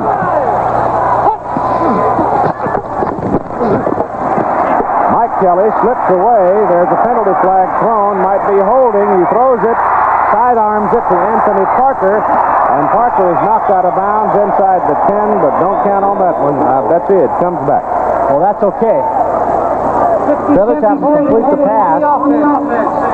Force the defense to take the penalty. So you get the down over again, even though you have longer distance to go. It's still third down, as opposed to not completing the pass and looking at fourth down in a very long field goal attempt.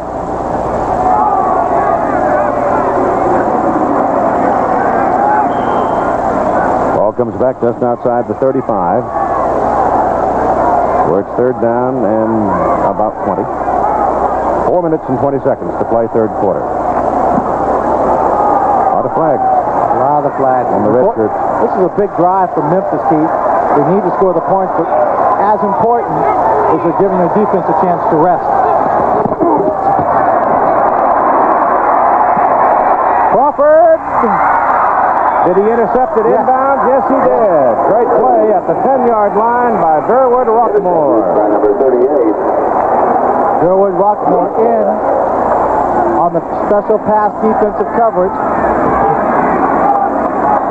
We'll take another look. Looks like the receiver is going to be open here, but the ball takes a lot of time to get there. It's a long pass. It's a good pass. It's just a little late. You see right there, Crawford's open, but it's Rockmore that comes over, makes a good catch. At 4:03 to play, the Showboats have turned away on the interception. My question is, does he in fact have possession and the answer legally is as one? Now, where is he? He hasn't stepped yet.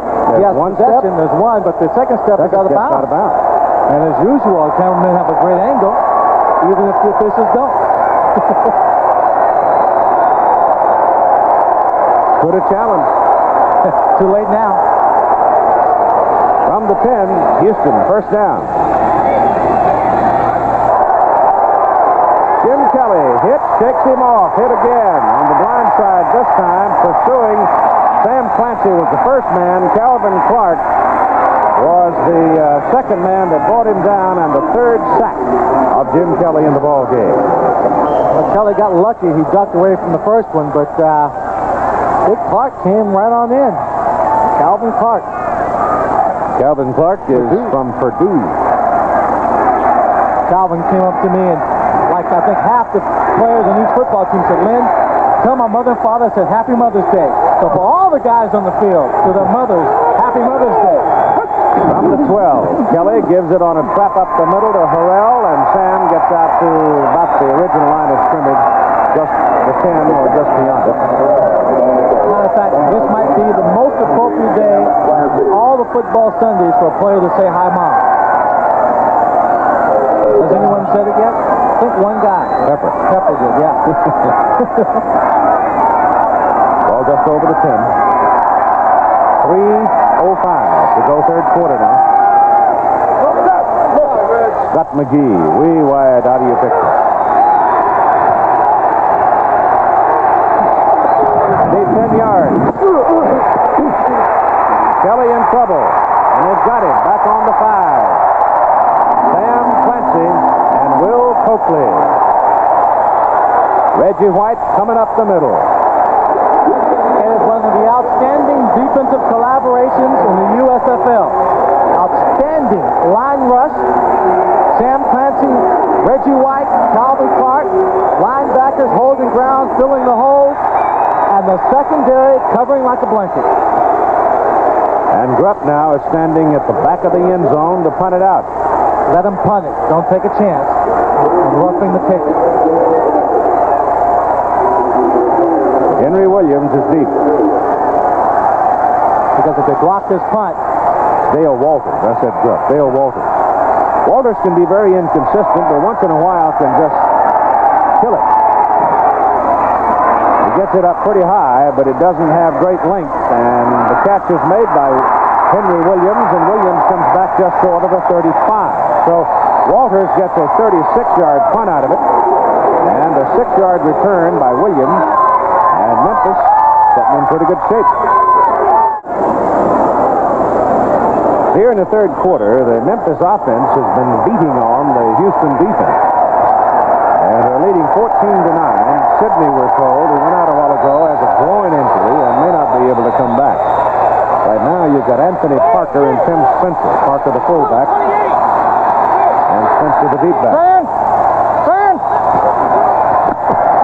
Back it goes to Kelly, a form of the flea flicker, throws down the middle, and this time, grabbing the ball and tumbling down is Derek Crawford. He was so intent, I think, that time on making sure he caught it that he may have given up some real estate. how many times do you see it? Receiver or player comes back to make a mistake on an easy pass play, on an easy situation. Then they come back, and when it's tough, you got to lay your body out, you come up with a great catch. And that's a real good, super catch by Crawford. Boy, he was wide open to the corner. There was nobody over there. Nobody. First down from the 16, Spencer. Good block on the left side. And 10 is inside the 12, Andy Hawkins. Brought him down. Louis Sharp and Tyrone McGriff opening the door on that side. That time Spencer was just a shoelace away from breaking that run. 50 seconds now left in the third quarter. And the Showboats are down very near the Houston 11. Spencer has 9 carries and 44 yards in the ball game. Louis Sharp, Tyrone McGriff, 67-68. NFL experience. Big guys, bright football players. Louis Sharp says he likes working with Tyrone. He knows exactly what he's doing to make a great pair on that left side. Ricky Porter is in replacing Spencer. Kelly getting the heat. Running out of bounds. Number 93, Jose Taylor, almost got it. But then he ran away from it.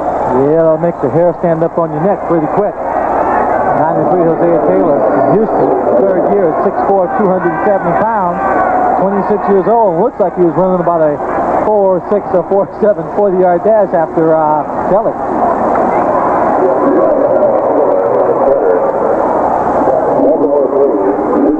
Third down. Need some points.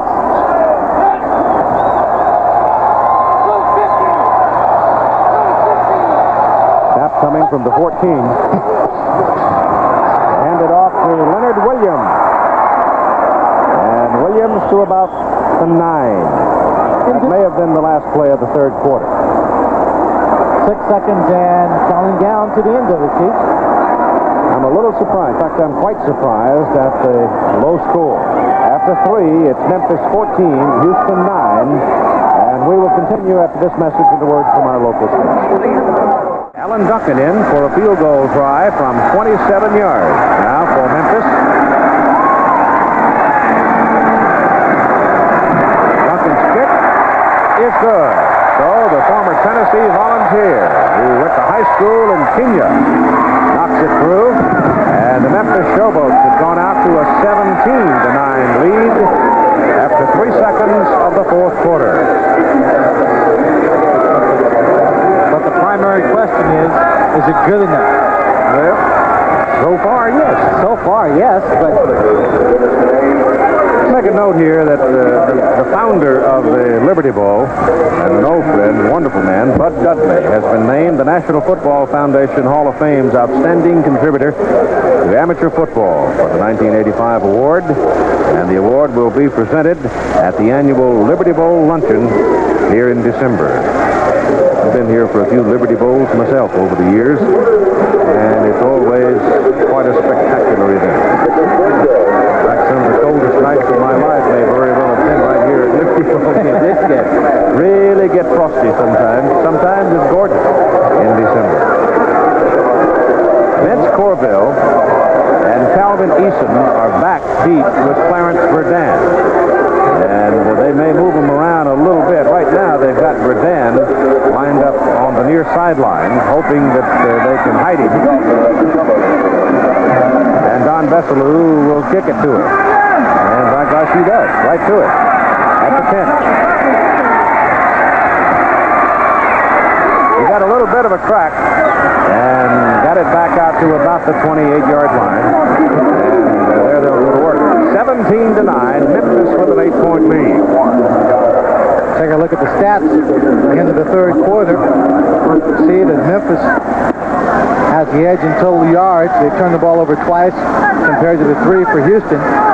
What it doesn't tell you is that the score is 17-9. Memphis with a lead, not really able to convert on all of its scoring opportunities. And that Houston is being dominated by the Memphis defense. Jim Kelly sets him up.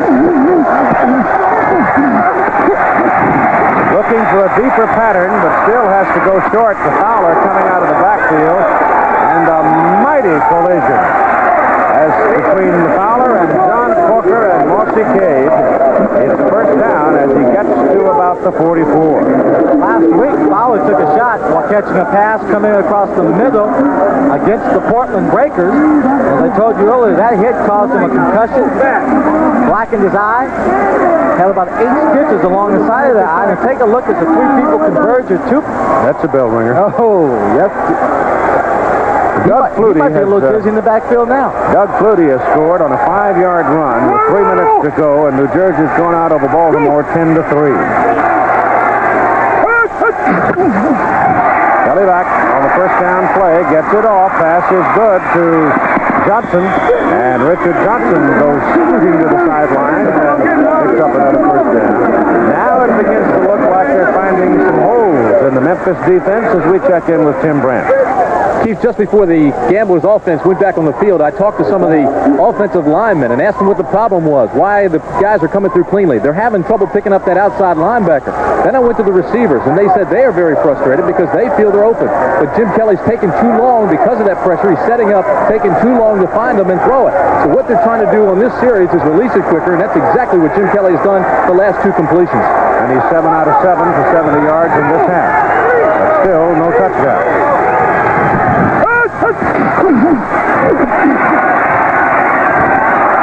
Pass was thrown a little bit behind Ricky Sanders, but no reason why Ricky couldn't have caught it. He was looking to go inside on that little cutback move, picking up the block, and he was looking to see if it was there.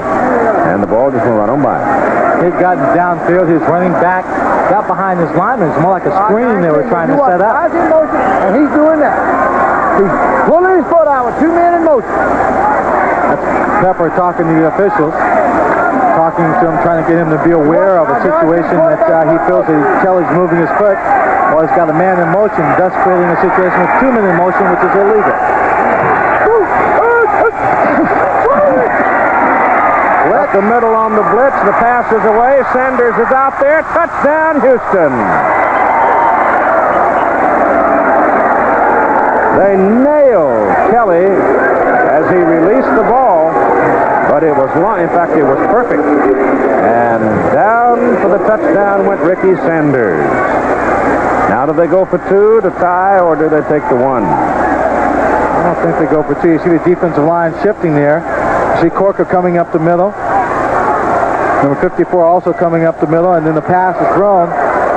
Kelly, having all the confidence in the speed of his receiver, just lays it to the outside and led Ricky Sanders with the throw to the open area.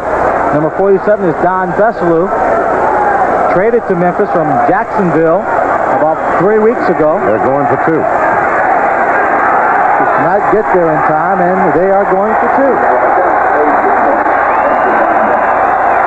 And try to tie it right here. 13:21 to go, third in the final quarter. Kelly throws it. Good. No. No, he didn't hold on, didn't have possession. Richard Johnson seemed to have it in the end zone, but now they rule it off. No. And the world is upset.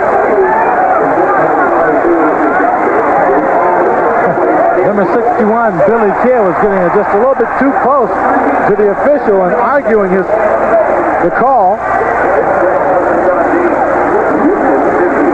That is back to us. I don't know. Maybe the replay will show clearly. Bill Parkinson there talking with the other officials. No good. Now the question is, will Pardee challenge it? He's signaling to the official to come over. I think he will. Because I think the receiver went back and said, Johnson went back and said it's a good catch. He wanted him to challenge the call. There it is. Well, let's take another look at it.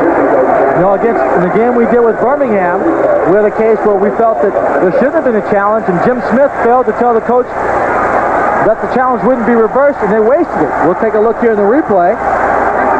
Johnson goes up. There's the catch. He's down. Ball's coming out. Ball's coming out. On the ground, no control. I think it'll stand, Keith. Of course, then again, I was wrong in Jacksonville last week. We'll take another look at this. Different angle. This should define it right here. Yes, you have 2 feet on the ground, the ball in control. Didn't have it. Did not have it.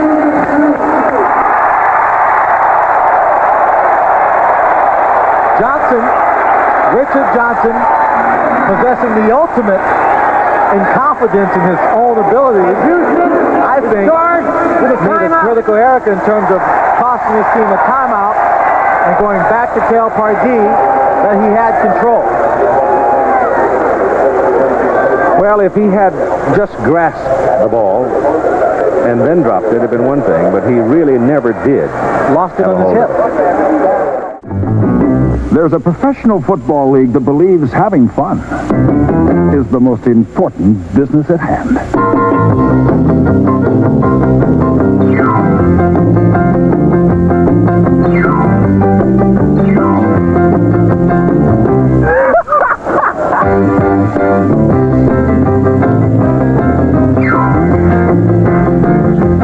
The USFL, where football is still a game. The preceding message was furnished by the United States Football League. Richard Johnson still hot, believing that he had control of it. But they rule otherwise. They lose a timeout. The kickoff, 2 yards deep in the end zone. Henry Williams, who is fearless, slipping and almost falling, coming back across the 20 to the 22.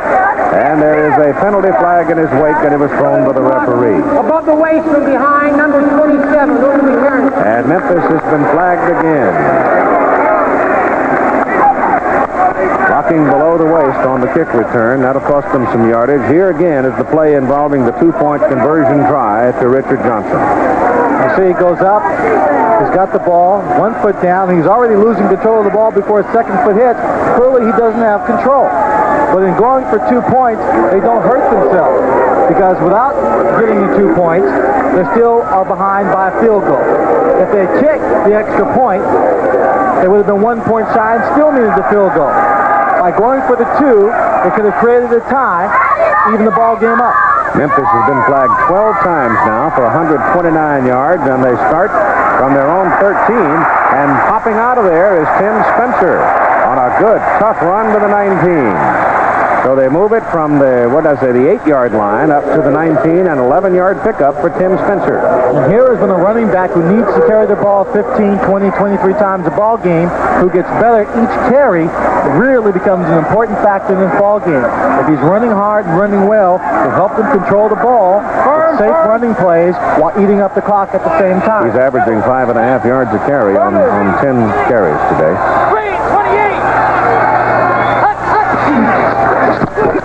Kelly quickly to the sidelines to Derek Crawford. And Crawford hits the chalk just short of the 26. The 24, Will Lewis, is the man who pushed him out of bounds. Third-year ball player out of Millsville.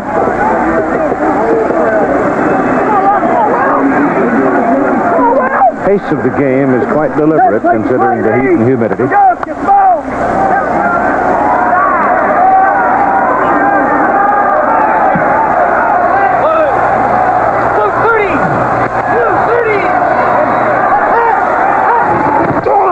Second down and 3.5. They go back to Spencer. And that is tough. The ball popped out of there. I think fighting for the extra yardage, lost control of the ball, but red shirts are all over it, and Memphis keeps it. Crawford, number 9, wide receiver, came in.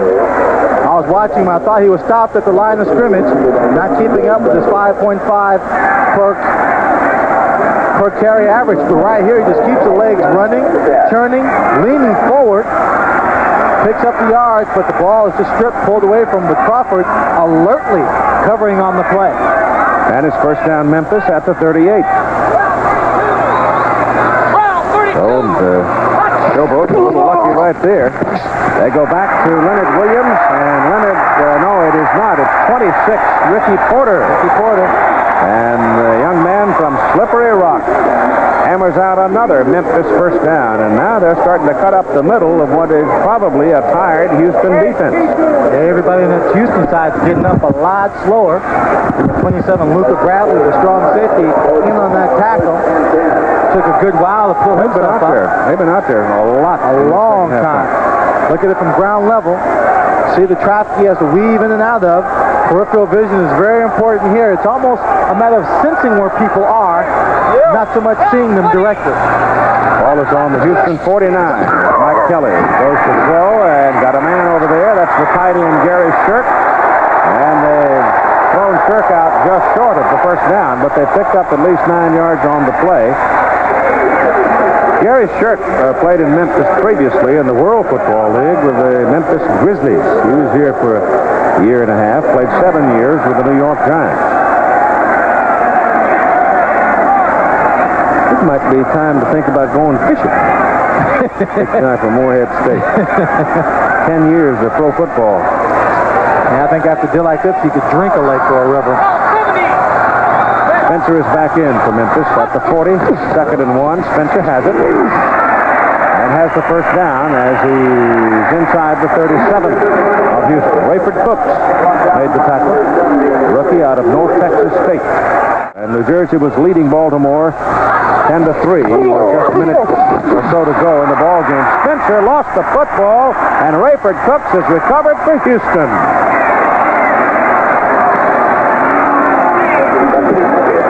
Spencer never had control of that pitch back from Mike Kelly. It popped out, and Cooks was right there. Hey, he spiked the ball! He spiked the ball! Rayford Cooks did spike the ball. Pepper wants a call. They called it on Van Heflin earlier in the ball game when he spiked it. Pepper's a funny guy. I mean, here's Spencer fumbles the football on a big drive. They lose possession of it. What's Pepper yelling about? He's trying to get 5 yards. Well, that's what it's all about, isn't it? Acquisition of real estate. 5 yards the other way makes it a longer march. The Memphis Showboats are leading 17-15, and it's almost a miracle because they've had 12 penalties. The quarterback's been sacked twice. They've turned it over 3 times. Now, that's a total of 17 mistakes. Normally, you make that many, you're going to be on the deficit side. But not so yet. Jim Kelly sets Houston at the 39.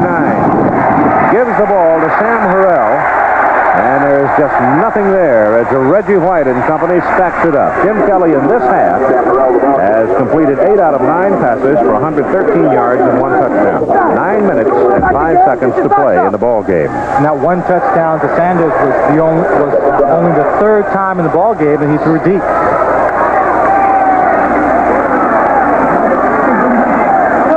Looking at a pretty darn good secondary back there.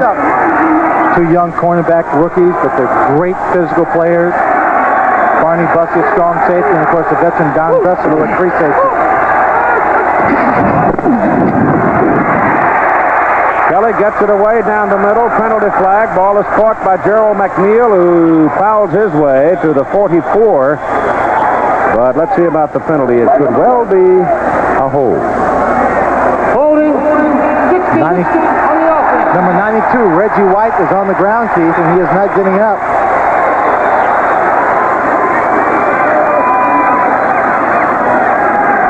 Now he's going to get up. He's just resting for a minute. We've got a final score now. New Jersey has defeated Baltimore 10-3. Herschel Walker with 118 yards on 29 carries. That's the 6th consecutive 100-yard game for Herschel. And the New Jersey Generals now are sitting right around the top of the Eastern Conference.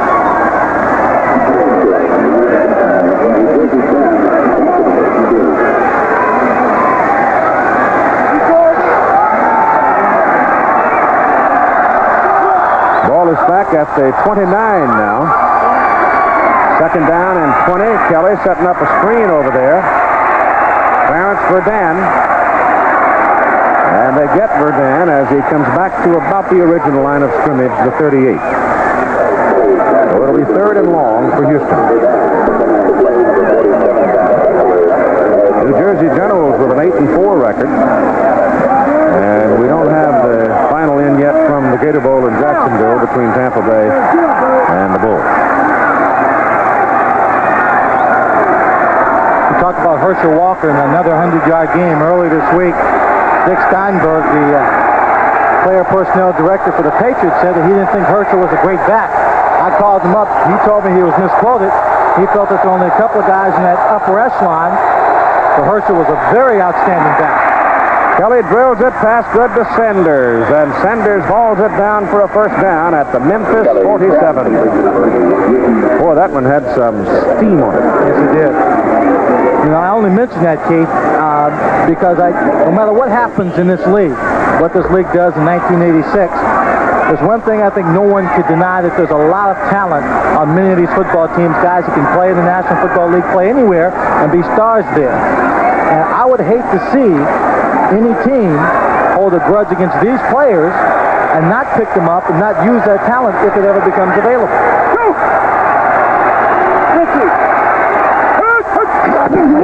On first down, a little pop over the middle. Kelly throwing to Johnson.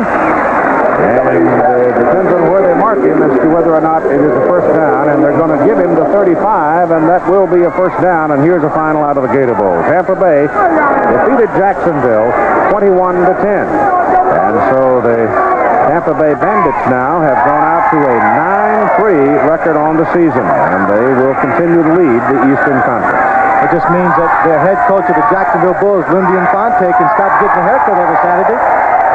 One of his little superstitious quirks. He was winning, got a haircut every Saturday, and was playing 9 holes of golf. Kelly back. First down the middle. Sam Harrell. And Harrell is dropped at the 26, close to another Houston first down. It's 17-15 Memphis with 5 minutes and 40 seconds to play in the final quarter. And that 17 points that the Showboats have on the scoreboard is now looking pretty small.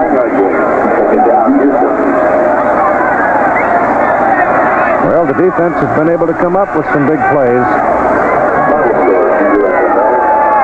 They need one right here.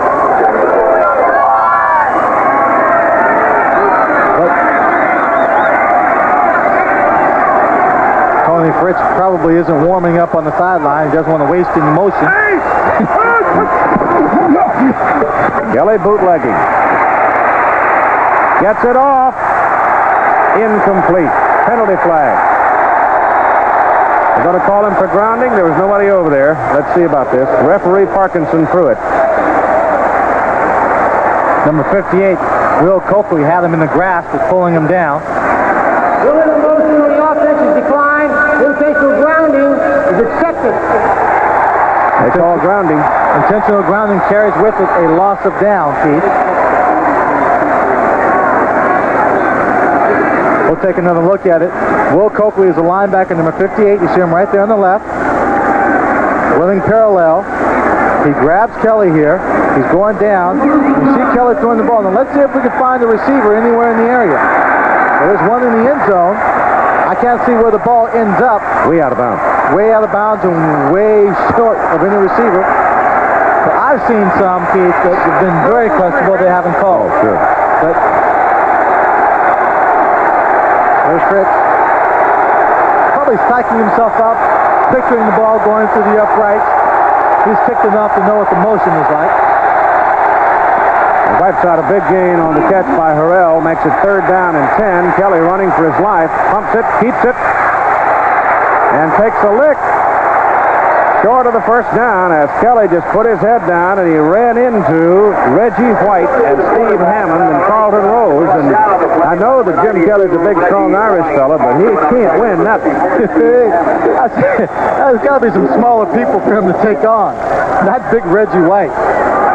6'6", 285 pounds, and Carlton Rose, 6'1", 220.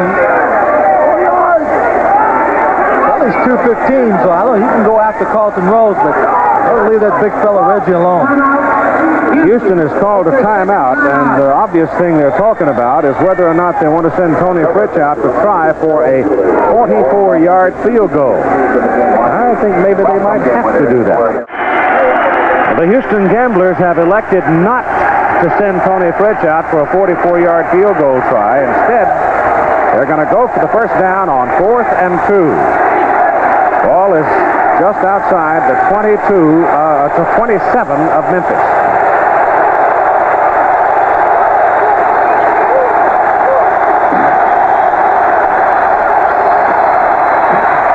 Pitch out, gets away from Todd Fowler.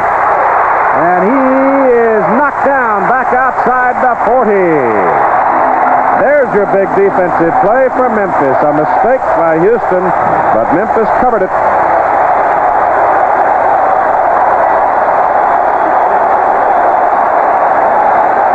My goodness. A lot of frustration on that Houston offense right now. Fowler does not normally make these kind of mistakes. The ball's right there. I can't tell how much velocity he had on it.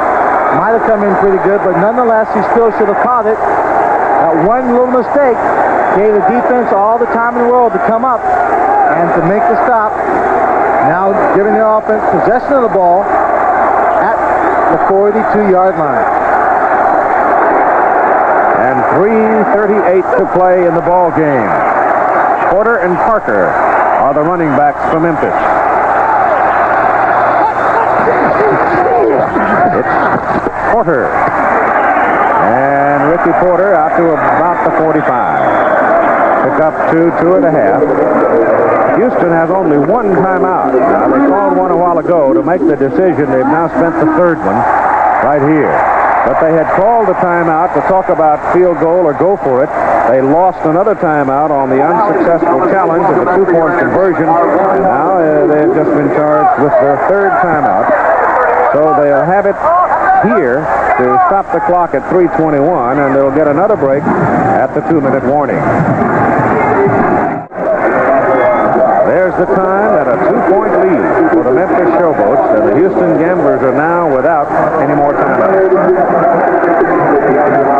Houston defense has spent a lot of time on the field in the second half on a hot, muggy day. They've got to try to brace up and stop Memphis. They're not going to have a whole lot of time remaining when if they do get the ball back. I think there was a key drive that Memphis made. They didn't get any points out of it. At the end of the 3rd quarter, they kept them out in the field and wore them down a bit. Big time killer. As well. Handoff is inside. Anthony Parker. And Parker's about 3 yards short of his first down as he pounds up near midfield. Here's where that balanced offensive attack really comes in handy. Having the ability to both run the football and throw the football. Memphis came into this game being number 2 in the conference, rushing the football, second only to the New Jersey Generals. Of course, Pepper Rogers took over the offense himself 3 games ago. Charlie Waller's departure. Ball is directly on midfield. It's 3rd down and 2. They don't get it. Parker slanting in over the left guard. And he does not get the first down. So it'll be 4th and about 1.5 yards. Yeah. We saw how quickly Kelly did get his team on the scoreboard for their only touchdown of the afternoon.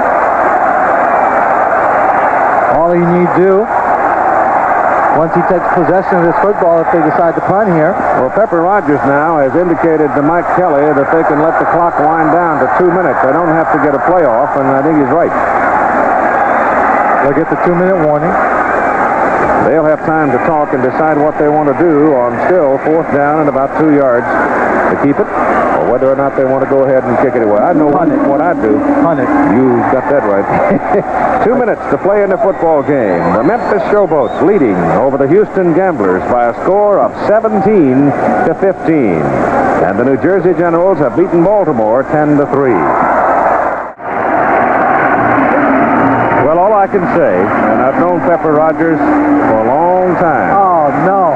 Even going back to his quarterback days, and he was a member of the great Georgia Tech teams in the 50s. I think he's either going to go out there and run the clock very long and try to pull them offside with a long count.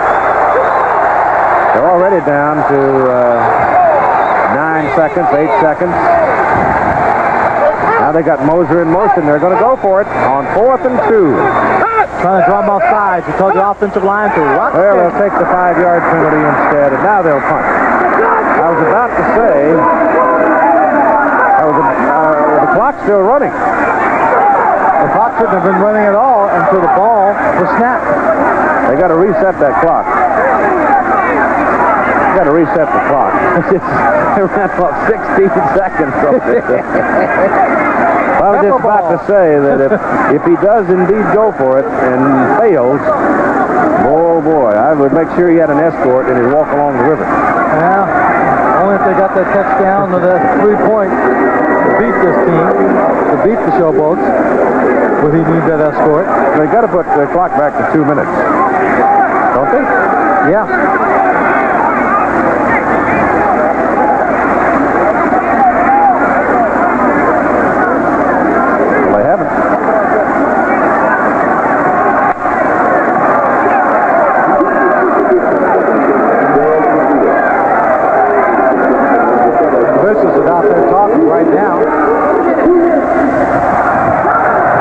Just going to keep a running time themselves keep for 16 seconds and then signal the official timekeeper to start the clock. Bill Parkinson had come across to visit with him for a moment. Bob Grupp is in to punt. Gerald McNeil is a very important person here, as well as Bob Grupp. The clock has been reset, Keith, for 2 minutes. Yeah. Grupp's punts have been 48, 31, 45, and 41. McNeil, one of the most dangerous receivers in the league. Grupp should angle this one to the right. McNeil coming up for it, takes it, bobbles it, gets a block. Gets 2 blocks, 3 blocks, and puts Houston on the Memphis side of the field. And a penalty flag is in his wake, however, so hang on. I think it's against Houston for an illegal block, Keith. Above the waist and behind, doing the return, number 50. So Ricky Young got nailed with the penalty flag, and that wipes out a big return by Gerald McNeil. And with 1 minute and 50 seconds to play, the ball is going to go way back to the 20. Well, maybe if he had made that block, McNeil wouldn't have got that far. Possibility. 37-yard return. Now they place it inside the 20 and move it. Place it at the 17. Keep in mind, the score is Showboat 17, the Gamblers 15. There's the block you saw right there, right behind McNeil as he crossed the 30-yard line. They need just to get a field goal to take the lead. They got 1 minute and 50 to work with, and no timeout.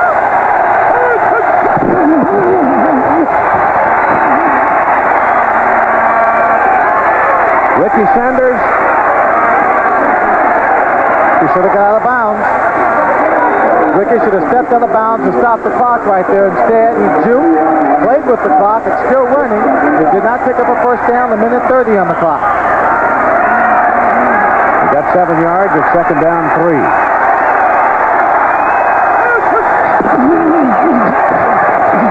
they've got the first down with this catch by Clarence Verdun, and he goes out of bounds just short of the 33-yard line. The clock stops anyway, remember, in the final 2 minutes of each half. That's the change of rule. But once the change is placed, the clock winds. At that time, he got out of bounds, so they have time to go to the huddle. Remember, anything outside of 40 yards is a risk. Minute and 16. We're talking about Tony Fritz, the place kicker.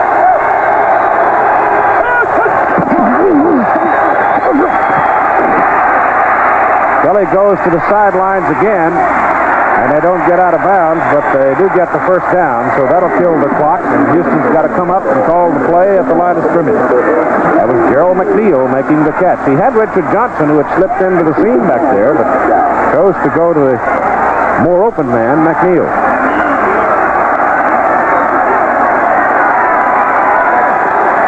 Coming up on a minute to play. Little quick pop goes to Sanders, a little too high. Ricky couldn't pull it down. And had he caught it, he would have had that ball down inside the 40. Going for the one-handed catch. Reached out and just couldn't bring it in with one hand.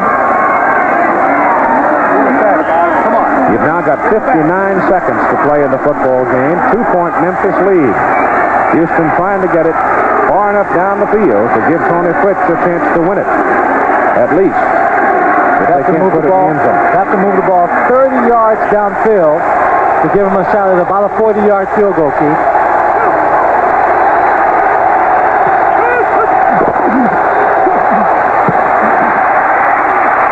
Kelly's pass is overthrown under pressure.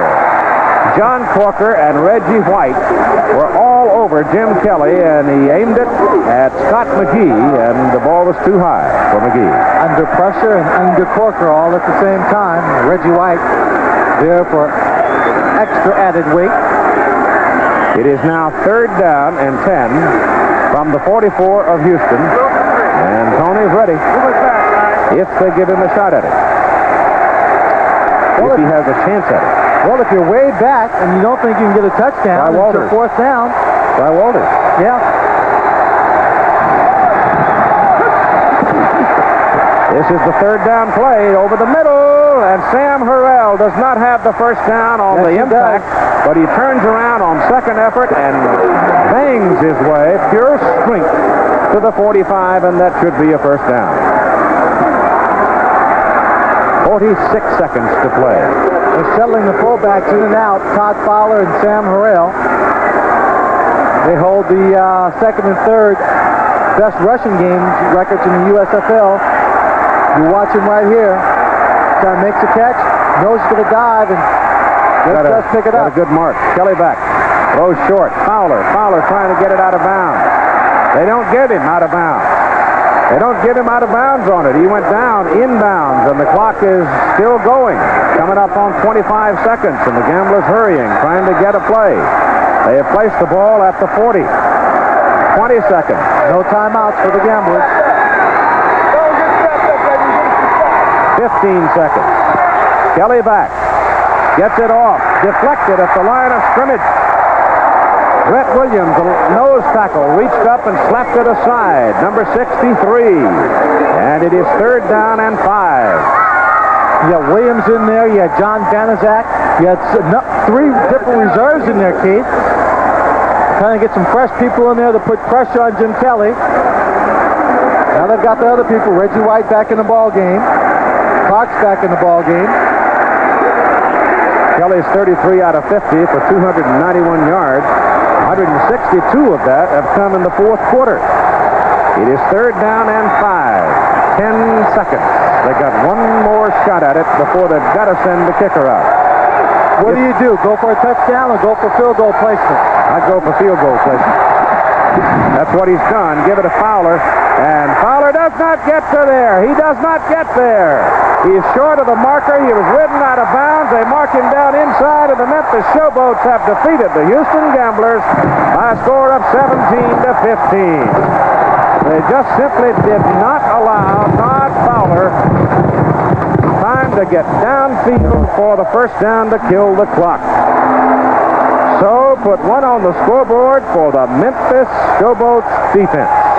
A big one on the scoreboard for that defense because they're going up against the number 1 offense in the league. Now let's go to Tim Brent. Well, gentlemen, I'm telling you, that was some defensive ball game. Oh, that was. We played the best offense in football and held them to 1 touchdown and played so magnificent.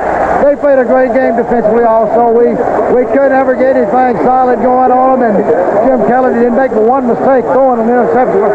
But it was truly a great defensive effort. Officer and a gentleman. You going to keep with that? Well, like I said, that's one of my favorite songs of all time. And well, the Eagles fly, no mountain too high. We just keep playing. I think knowing the game of football and having talked it with you, when you look at the mistakes that your team made and they still win like this, they had to really reach down on a day like this.